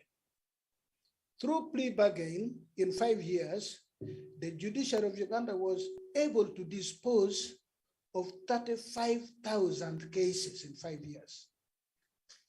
By plea bargain, somebody pleads guilty and they're convicted, they serve their sentence and go home. At a cost of 10 billion in 5 years. The people who understand mathematics and statistics worked it out for us that if we had pursued all this through the normal trial, to dispose of 35,000 cases would have taken us also 35,000 billion. So the plea bargain saved in the coffers of the government of Uganda 25,000 billion shillings. Your Excellency, I wish the judiciary could be given this money and we put it to some good use, since we're the ones who saved it. And this was under the charge of my Lord Principal Judge Yorokamu Bamwine. Now, at a personal level, this is selfish. It was Dr. Yorokamu Bamwine who called me when I was in the International Crimes Division. He said, my Lord Justice Owindolo, this is a hot one, but I want you to take it. I've chosen you to take it. I said, why me, if it is hot? So I believe you can do it. My Lord, I hope you remember this discourse. This was the Kampala bombing case. I think that's the most exacting criminal case, maybe the most exacting case that I ever handled. But it was worth the bother because I learned a lot of law myself. I got a lot of satisfaction myself from it. And so thank you, my Lord, for this. Now, allow me, again, pay special tribute to the Chief Justice of the Republic of Ghana, Justice Kwasi Anin Yeboah. And then also similar tribute to the Honorable Professor Justice Emmanuel Ni Ashe Kote, who has delivered a memorable discourse on the imperatives of promoting and defending the rule of law to ensure judicial independence and excellence. We will treat some of the Ghanaian experience as best practices applicable to the Ugandan judiciary. I wish to thank the Honorable Deputy Chief Justice and the entire members of the organizing committee, which he chaired, for making this day a great success. I also thank the formidable top management team that is working with me on the transformation of the judiciary. Your Excellency, let me thank you. You played a role in the appointment. I don't know if you were caring for me or whatever it was the consideration. In leadership, success depends on the people you work with, especially the ones who are immediately around you. I don't think I could have ever got a better team than the one comprising the Deputy Chief Justice, the Principal Judge, the Secretary to the Treasury, to Judiciary, and the Chief Registrar, with whom we constitute the top management. And we have come up with a new mode of administration. We call it participatory management, where the Chief Justice does not boss people around. Of course, he makes a final decision, but after listening and after putting his case to everyone. So I really want to thank the top management with whom we are on our journey to make an indelible mark on the judiciary of Uganda. Your Excellency, your presence here is reassuring. And as I said, it is testimony of your deep-seated quest for the rule of law and independence of the judiciary to prevail in our country. We thank you once again for always responding to our call. Lastly, but not least, certainly, I really thank God who has protected all of us who are here gathered from the storm of COVID-19, knowing that we lost loved ones, we lost many people around the world. We have every reason to thank God that we're able to sit here, stand here, and continue with doing God's work in this world. Today, we have a much bigger function than the one we had before. I thank everyone who has been patient enough to listen to my long speech. May God bless you all. May God bless our country, Uganda. Thank you. Now, Your Excellency, I'll take this singular honor to invite you to address your people. Thank you, Your Excellency.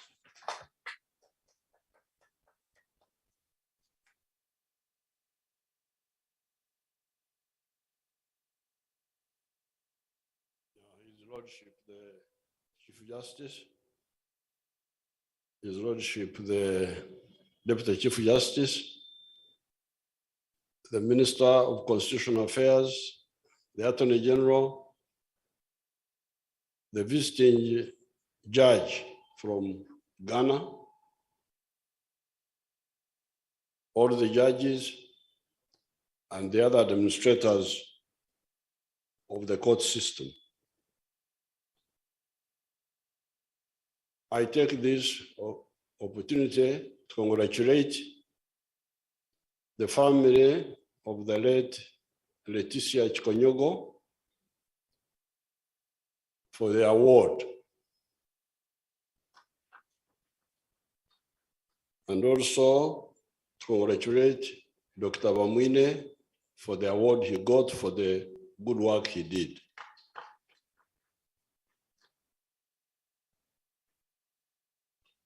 I thank the family of the late Benedicto Kiwanuka for coming to this occasion, and I thank the judiciary for remembering them and inviting them.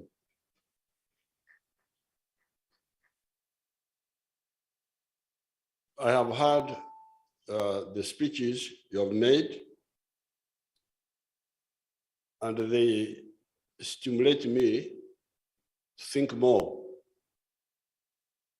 about the subject of justice, because we have got so many things to deal with. Sometimes we do not concentrate on a particular subject, but maybe I should use this occasion to inform you about my constituency, where I come from. My constituency is the one of the freedom fighters, because all of you, many of you are young people, and I happen to be one of the few, maybe with the Benjamin. Oh, I forgot to mention the Chief Justice, Benjamin Odoki, Chief Justice Emeritus. That's the one who was old enough when all these events were taking place. Therefore, you need to understand the point of view from our side, the freedom fighters. Number one, we are the ones who removed the killers of Benedicto Kiwanuka. That should be clear. Because those who are killing these people who were there, they were the colonial soldiers, Idi Amin and the group, and who removed them? The freedom fighters, the NRM. That's number one. So because we removed these killers, that's how we are able to have all this, what is happening, to remember, to do this, to discuss on how to move forward. Number two, the freedom fighters brought democracy. You remember between 1962 and 1980, there were no elections in Uganda. That's 18 years. No election, not even bad elections. In 1980, we had elections. There were bad elections, but there were some attempted elections. So, number one, we removed the killers by force, not just by talk. Number two, brought democracy. Number three, dismantled the sectarian system which had paralyzed Uganda and Africa for all those centuries, because we had sectarianism before the Europeans came. The tribes, these tribal chiefs, with their egocentrism. We find a little king says that he's a lion. A lion of whom are you eating? Why don't you eat the imperialists who are disturbing us? You are only eating local people. So we have to dismantle that sectarianism, because the CJ touched on it. I will talk about it later. If it was not for sectarianism, Uganda would never have had the problems we had. They were caused by the sectarian actors. So that's number three. Dismantle, or at least challenge, the sectarianism of religion and the tribes.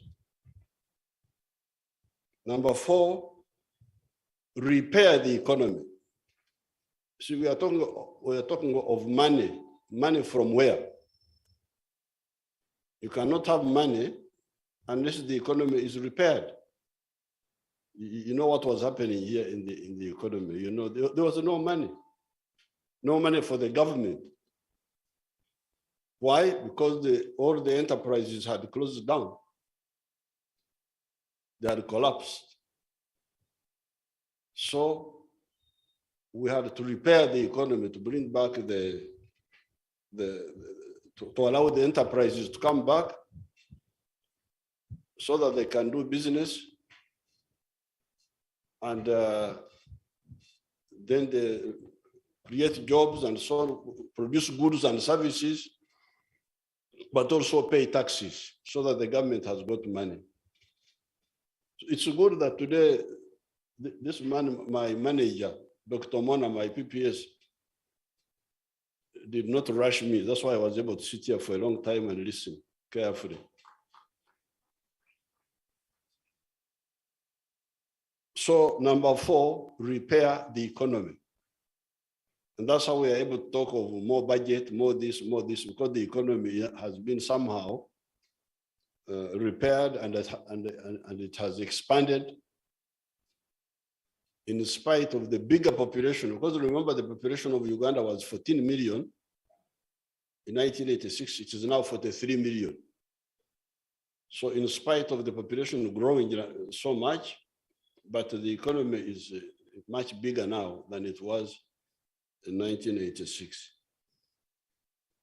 Then number 5, ensure peace, ensure that there is no war in Uganda, that thereof people can be able to build their lives, but also deal with these other issues, organizational issues, judiciary, politics, what have you, church, everybody is able to do something now. And then number 6, support financially, because this is the aspect we are talking about now. Support financially the government structures, army, judiciary, all this. So this is the context I would like you to remember. Now, this brings me to something we have not really done, because we have not had time. We talk about it, but in a passing way. To engage you,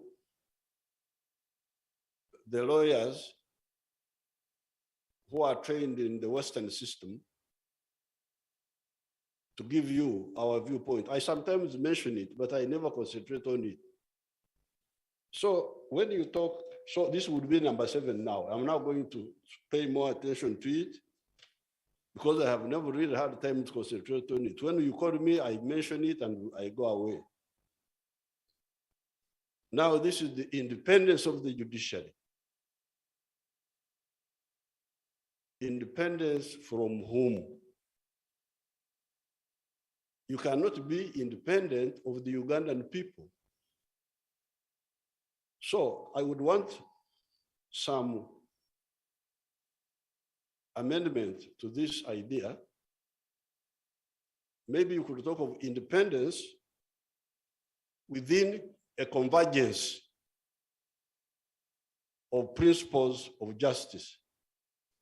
Because the problem I see, I talk about sometimes, but then we don't concentrate on it. The head of the new lawyer president was talking of the refusal of some groups to implement court decisions. This is very serious. This is not, I would want us to really get time, not now. This is just an occasion of celebrating, of commemorating, but we should get time and discussing deeply.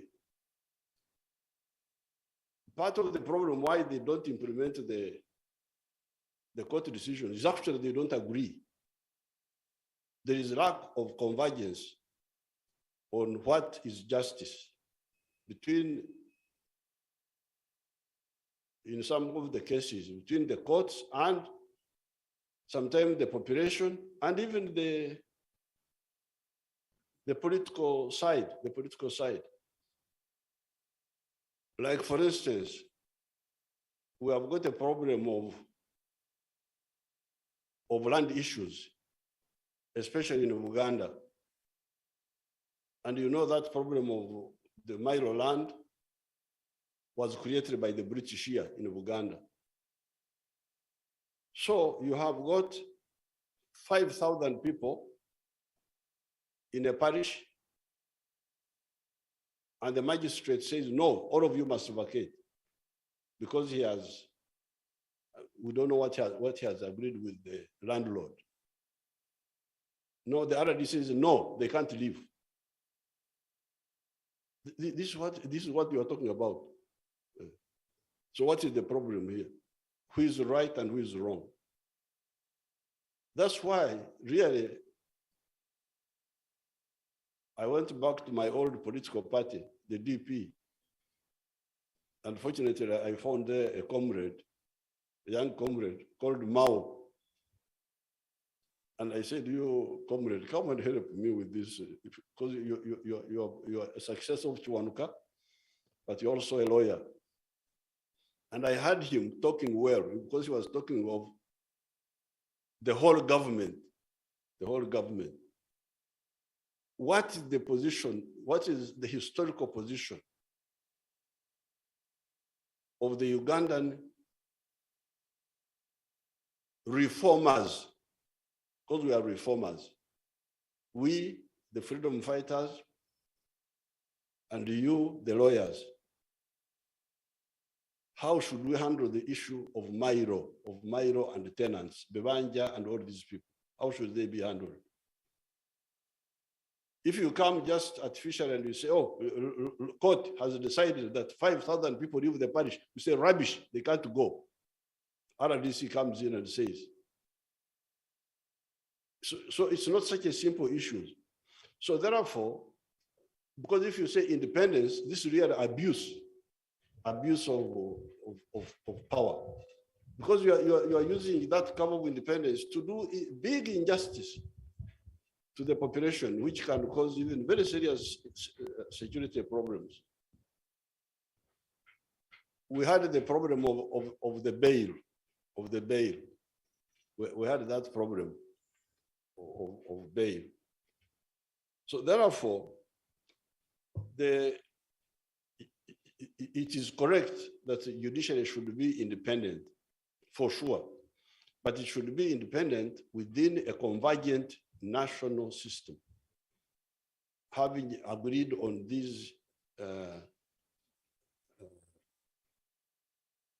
big issues, how do we handle the issue of the historical distortions of, for instance, land in some of these areas?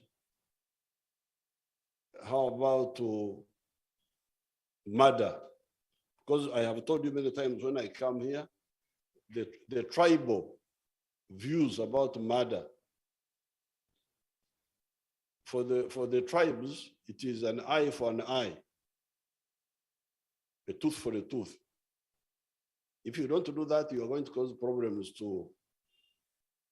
That's how you get the skepticism of the population.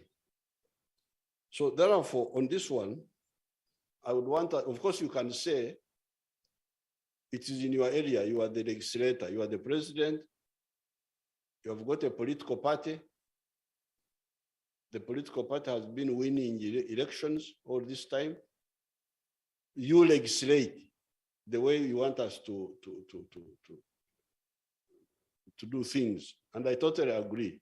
So there I plead, I would not say plead guilty for neglect of duty, but I will plead with the mitigation that I was busy with the other 6.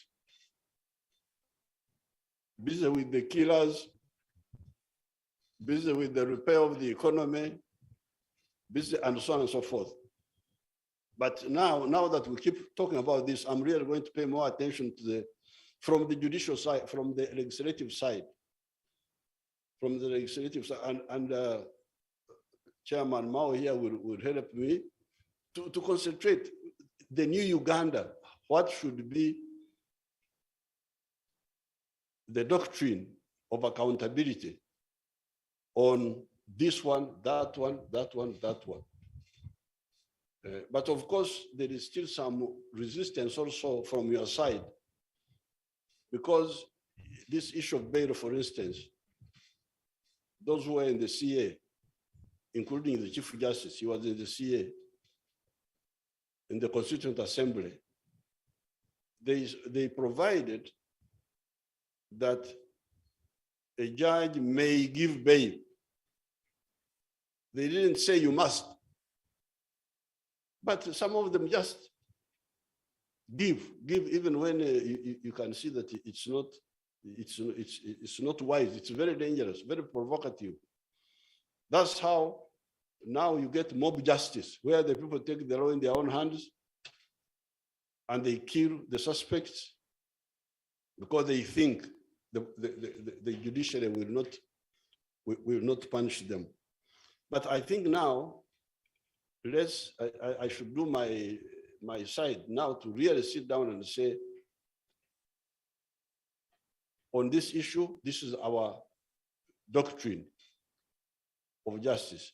For instance, there are big problems which I imagine where the children are mistreating parents in the villages, because we had our traditional justice, in which the parents were sort of dictatorial. But now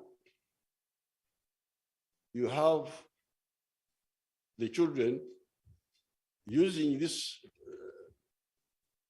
unclear system, behaving badly and disturbing parents. And that one we need to, it's not, I don't think it is clearly addressed. But I therefore agree that on our side, on the legislative side, we need to come and bring out any issue which we think is crucial to bring satisfaction, and we legislate on it, and we bring it to you in the form of law.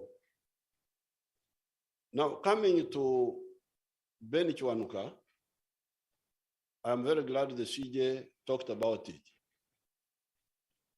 You cannot talk of Ben Kiwanuka just as a lawyer, because he started off. First of all, Ben Kiwanuka was a soldier. I don't know whether you know that. He was a soldier in the Second World War. That's what I heard. He was in the Second World War as a soldier.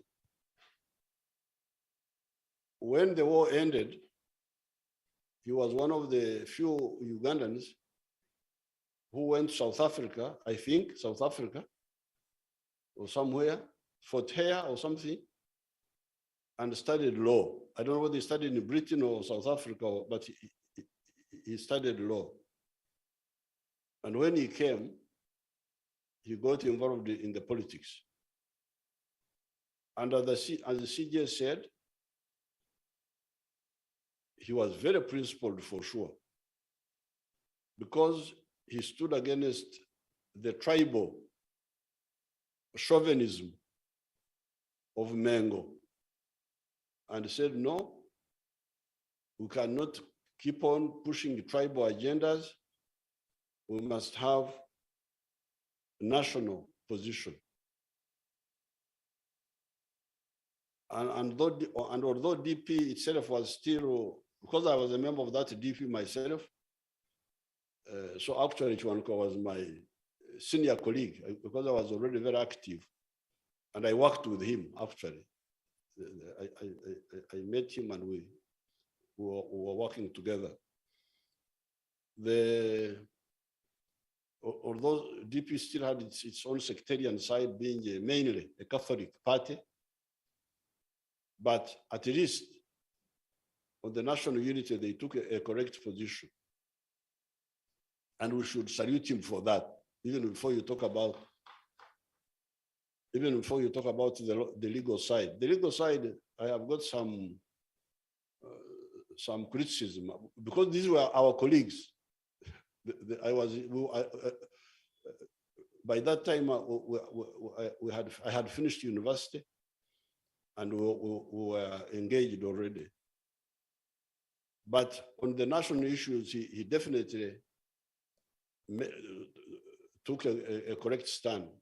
And if UPC or Bote had not been opportunistic and gone to please Mengo, Uganda would never have had political problems. You would have had a national consensus of telling Mengo, stop that nonsense of sectarianism. And Uganda would never have had all this chaos we had.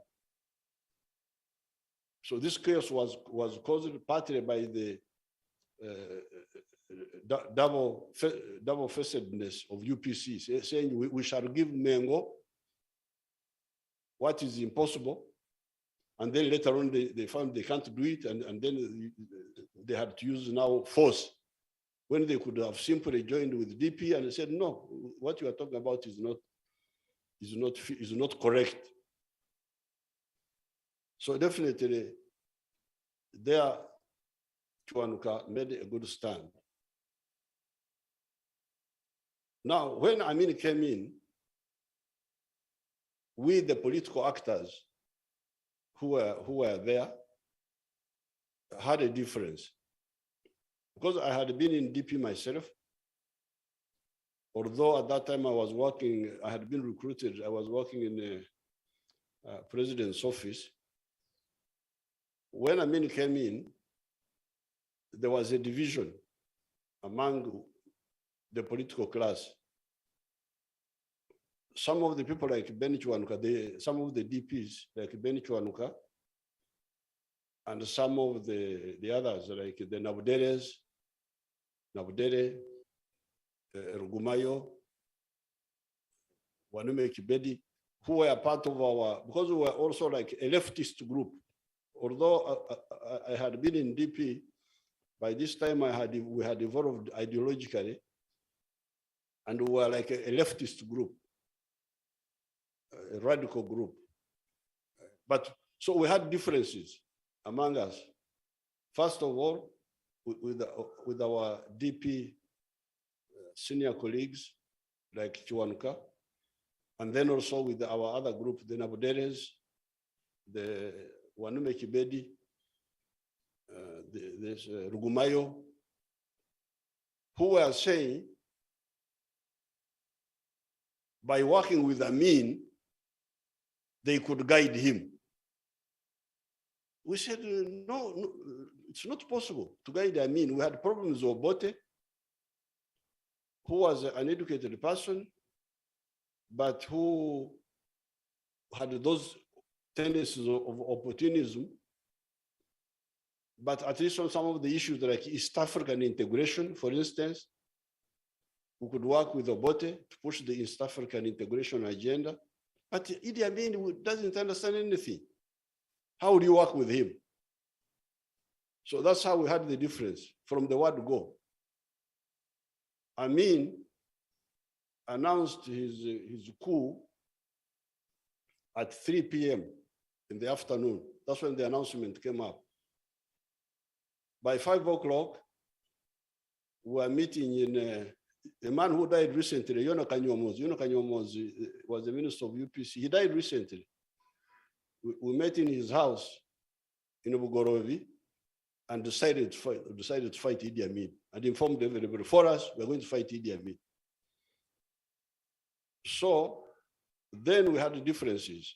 So our DPs, like in Ankore, I was quite a bit unpopular that time because Ankore was mainly DP. So when we decided to fight Amin, they were not happy with us. They said, Museveni, Kaguta's son is a vagabond now. You know what Ankore have got very bad words. That I was a Chirare. A Chirare means a vagabond. How could he go and join Obote?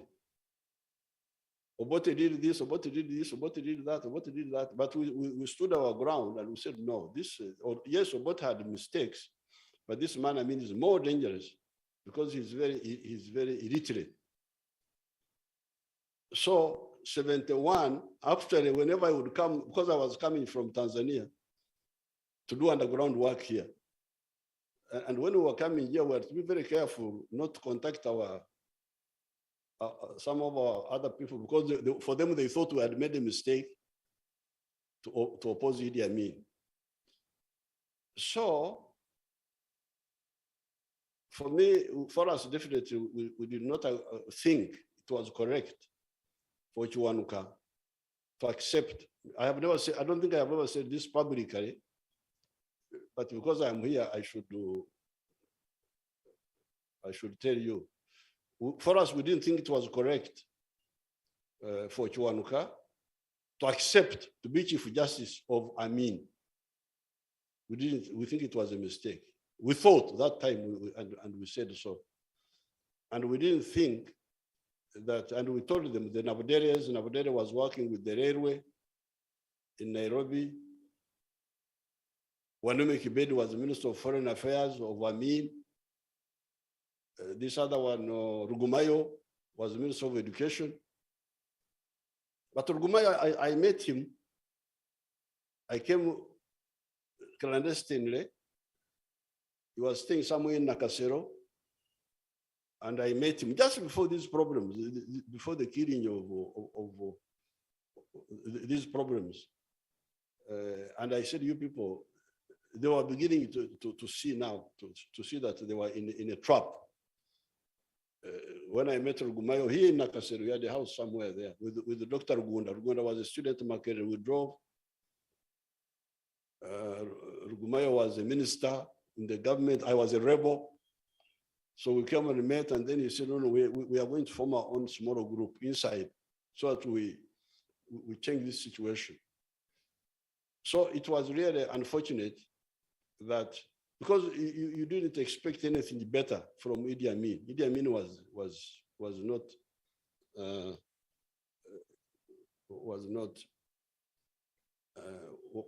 the one who could understand all these things, because we can agree. Even Obote, I don't think Obote would kill people, although he would kill a civil servant. He would marginalize, he would do this, but not kill in that direct way. So therefore, on the issue of Kiwanuka being killed by Amin, for us, we had a different view. He should not have joined Idi Amin. Idi Amin was not somebody Kiwanuka should have been Chief Justice for. But this is where you, the political leaders in Africa, you need to be very careful. Because Kiwanuka, politically, although some of us had been members of his party, but later on, we could see that we were having divergences. Like, for instance, Kiwanuka was very much close.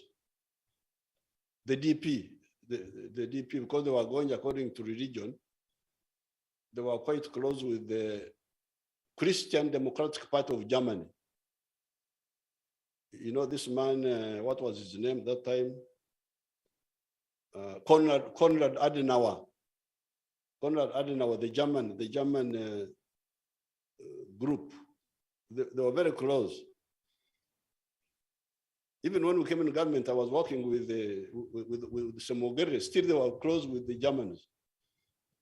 Now, UPC, the German Christian Democratic Party. The UPC, again, because the other ones were working with the Catholics in Germany, imagine. For them, they were working with the Protestants in Germany. The group called Herbert something. Chancellor, what was his name?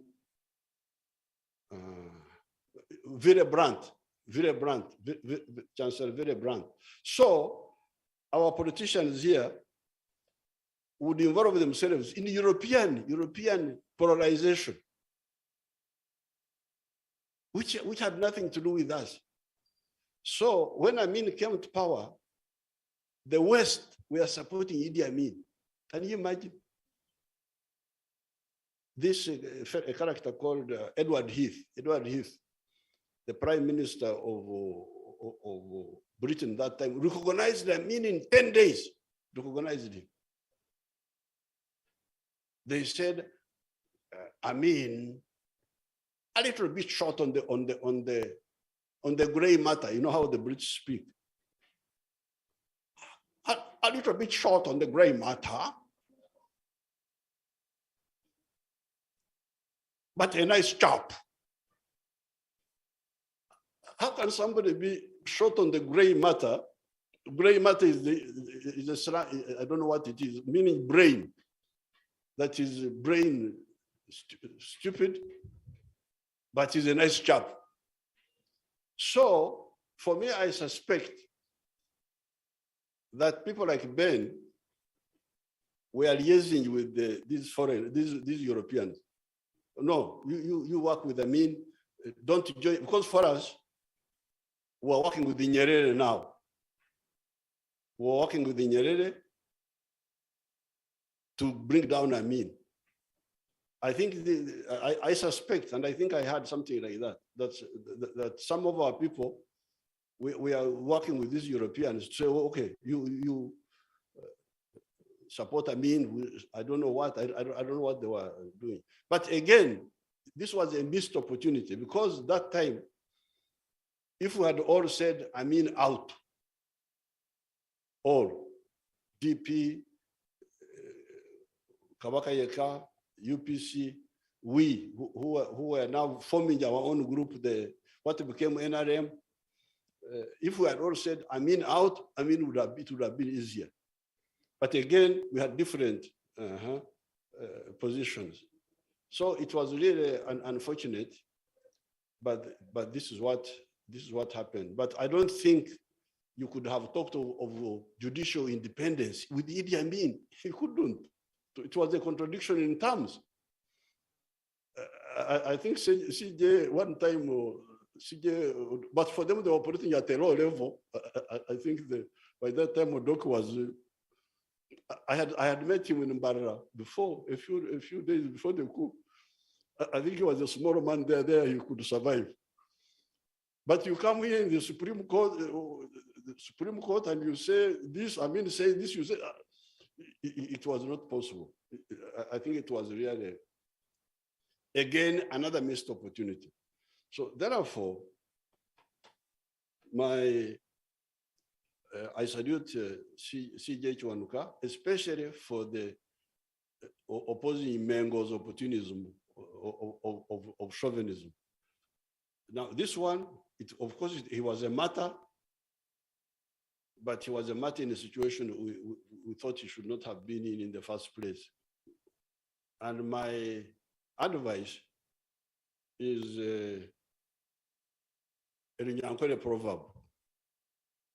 The Runyankore proverb is in the polygamous families of the Banyankore in the past. They had a proverb which said, Akati katere mukabaro, okarenzorugo. That if your husband beat your co-wife with a stick, when you see it, you throw it away. Because if you leave it here, the same stick which beat your co-wife may beat you. This is really what I would advise Ugandans, not just the lawyers and so on, not just lawyers. A situation like the one of Idi Amin we should all have said no. Yeah. Similarly, the chauvinism of Mengo should have been rejected because you can see how many opportunities we lost. We lost 1962 to have a unanimous position and say no to Mengo. Stop. I can assure you, if Obote had joined Ben, there would have been no trouble in Uganda. Uganda would have developed, even better than Kenya, because Kenya had more serious problems. Kenya never had a breakdown, but for us, we had a total collapse. And we had to start afresh. Where did it come from? The mistake of Obote not siding, not taking a principled stand with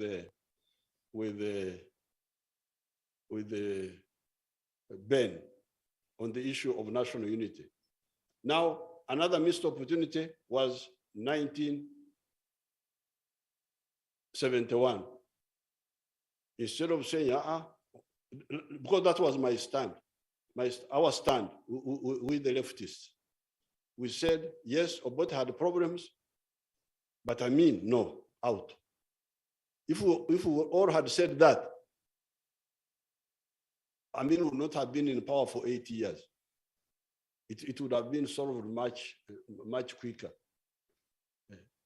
Because some of the neighboring countries actually wanted to invade and get rid of Amin. Tanzania, Siad Barre in Somalia, Nimeri, they brought armies. But the British said they would intervene and defend Amin. So that's what, and the Chinese Prime Minister, Zhou Enlai. I don't want to go into all those issues. But this was because the political class in Uganda was not united. Then we come to 1980. We get rid of Amin. A small group, UPC, in their small group, they think they can take hold of the whole situation and marginalize all of us. Then we had to have a new war. So you can see the missed opportunities for a broad-based unity. We miss 1962, we miss 1971, we miss 1980. And every time we meet to get a broad-based position, a lot of trouble for the country. So when you see me now, again, for us, when we came with the NRM, we said, let's all come together. You remember what we said, a broad-based unity. NRM was to bring everybody together. But some people said, no, this is inconveniencing. Yes, let's go back and bring back sectarianism. So definitely, Benedicto Kiwanuka was a principled person. It was unfortunate that he ended up with Idi Amin, and what happened. But I'm glad when we came from the bush, his widow was alive. I got in touch with her, and the children there know, my young brothers, Kajimu Kiwanuka and the others, they know what we have learned. So we salute Benedicto Kiwanuka, but please, Ugandans, the political class, let's not lose new opportunities. NRM has been able to keep you together for 35 years now. That's why we are moving. But I appeal to you all, consolidate, support this unity, this approach of Agali Awamu Gekokolachi, Agali Awamu. The Waganda have disappeared now. Agali Awamu Gekokolachi. The teeth which are together are the ones which can chew the meat better. This is what my appeal to you. Thank you very much for inviting me, and I'm glad I came without rushing around, so that I was able to hear all the viewpoints. Now, regarding the challenge by the CJ, I can see the CJ is becoming a mathematician also, and that is good, because he has linked more appointments with some money somewhere, that there is money sitting in the commercial court, and that if we appoint, that money can come in the economy. That's very interesting. That's now good talk from a high-powered lawyer. Because sometimes lawyers don't do the mathematics very well. And that also the land disputes paralyze a lot of resources. So that's very interesting. I'm going to take it up because that one is much faster than settling marriages and what have you. Okay.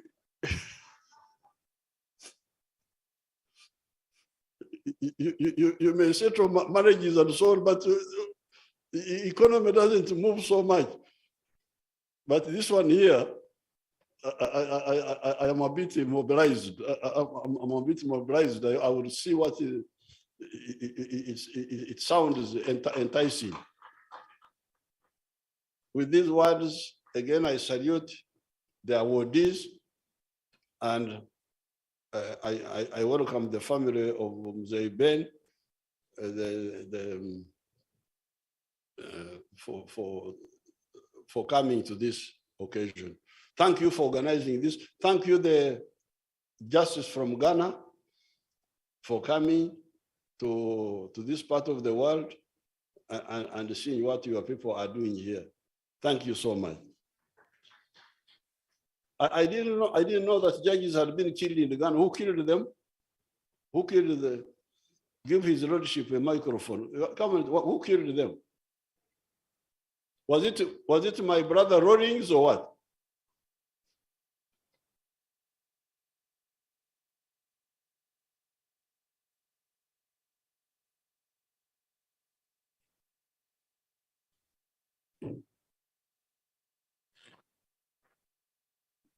Your Excellency, 4 people were arrested and charged and convicted. A committee of inquiry was established, chaired by a former Chief Justice of the Republic of Ghana, which concluded that the events could not have happened without complicity of very high government officials. I think that is what I can say. I do not think it is fair to me to point fingers at people who, but I think the Lord Chief Justice said that sometimes circumstantial evidence, you can draw conclusions from it. But, and then we had a truth. But who arrested and who executed? Well, they were arrested by the government. They were tried by the public prosecutor, and yes, and they were convicted and they were executed. By firing squad? Yes. Executed for what? For murder. Murder. That murdered somebody. They murdered the judges. What was the case against them? Oh, there was no doubt that they went to the houses of the judges, picked them up, took them outside Accra to a place and set them ablaze and killed them. Now, all these justices had, that's what all these justices had in the first coming of Jerry Rawlings, giving decisions against that government. Oh. But they were taken by army people or who? One of them was actually a member of the PNDC, which was the government, and there were others. Of course, the government denied any involvement by government and presented these people as rogue elements who were acting on their own. Oh, okay. Okay, so thank you so much. Thank you very much, Your Excellency.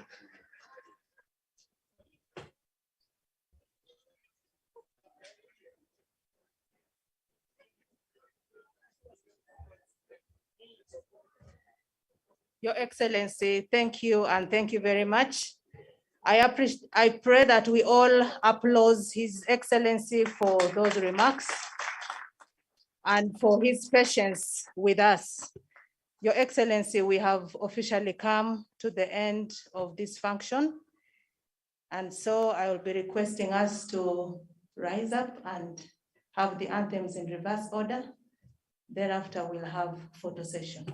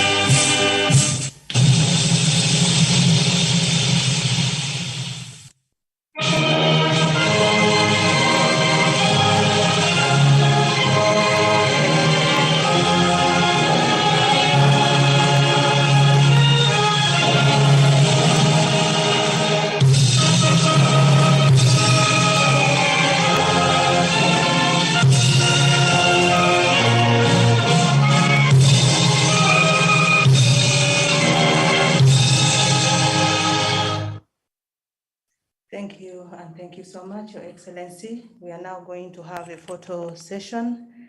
As we prepare, I request the rest of us to sit. I'll be inviting the Public Relations Officer to take us through that session. Your Excellency, as we close, I just wish to inform you that among those who are here with us today were members of the lower bench of the judiciary, that is the registrars and magistrates, as well as the senior administrators. Pierre, all take us through the photos. Thank you very much. I request you to appreciate the Director of Ceremonies, our Worship Sarah Langasiu. Thank you very much for moderating very well. We are going into a photo session, and it will be conducted as follows. We shall have the high table joining His Excellency and taking their seats. Together with, we shall thereafter request the Secretary to Judicial and Chief Registrar to join them there.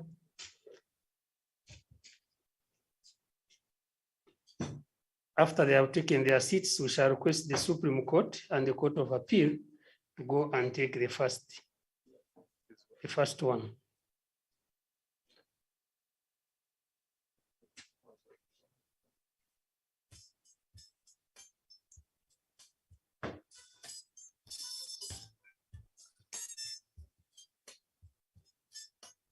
Let me request the Supreme Court and the Court of Appeal to move forward.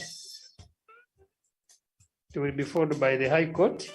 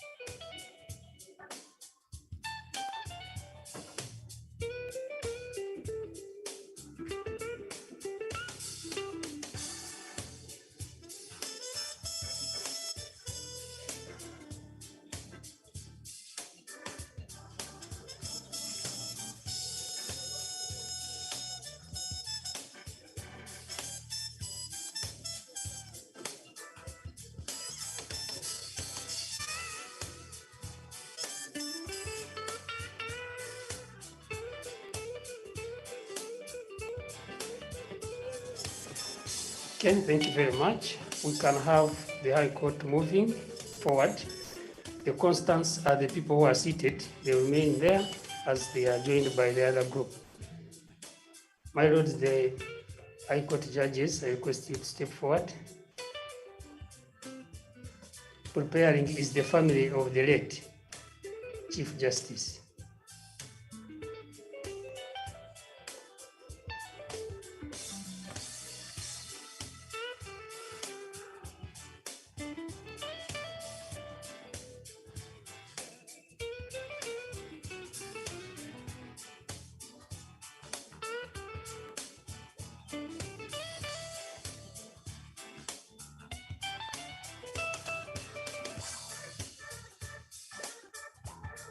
The family members could be drawn near so that we save time.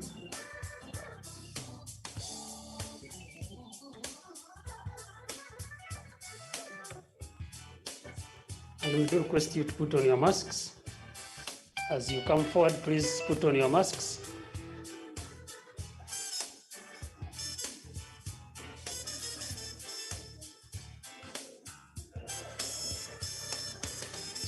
Thank you very much, my lords.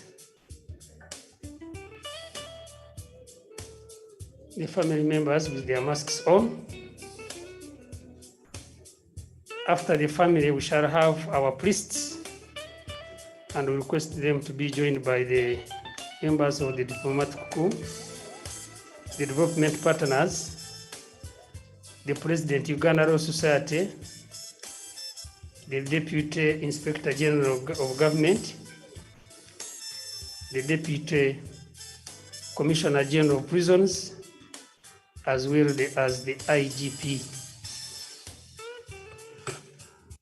We have been advised to have a limited number of the photographs, so we request that those will represent all of us. And we shall also request the Honorable Member of Parliament the deputy chairperson of the Yugo and Parliamentary Committee to join them.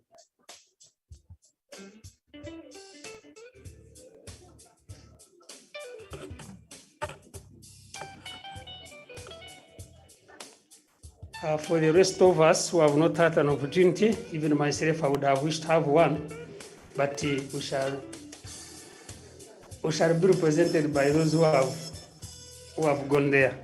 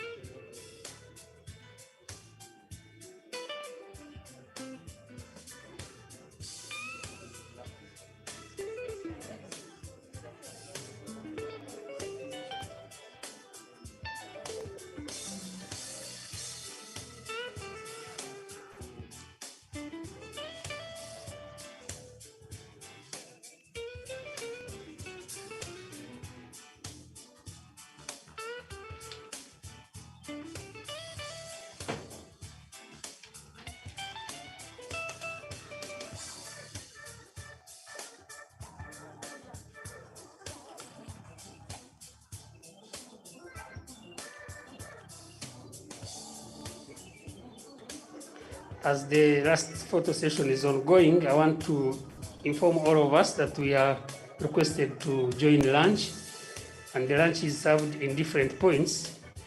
I will request the two lines after the high table this side. They will be requested to go to the courtroom number 1. And in the courtroom number 1, I request also the Supreme Court and the Court of Appeal to join there. We have prepared another point, which is on the upper side of this building.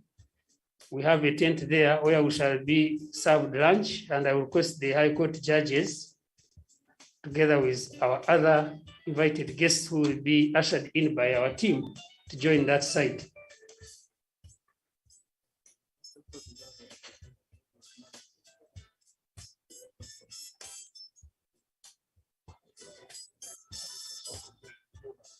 So I request our ushers, please guide our people as to the points of lunch, beginning with the high table, the two lines in front. Please guide them to the courtroom number 1. And I will also request Dr. Patricia Okiria to join that team there in the courtroom number 1. So our ushers, please guide our people to the points of lunch so that we can do that exercise as well quickly.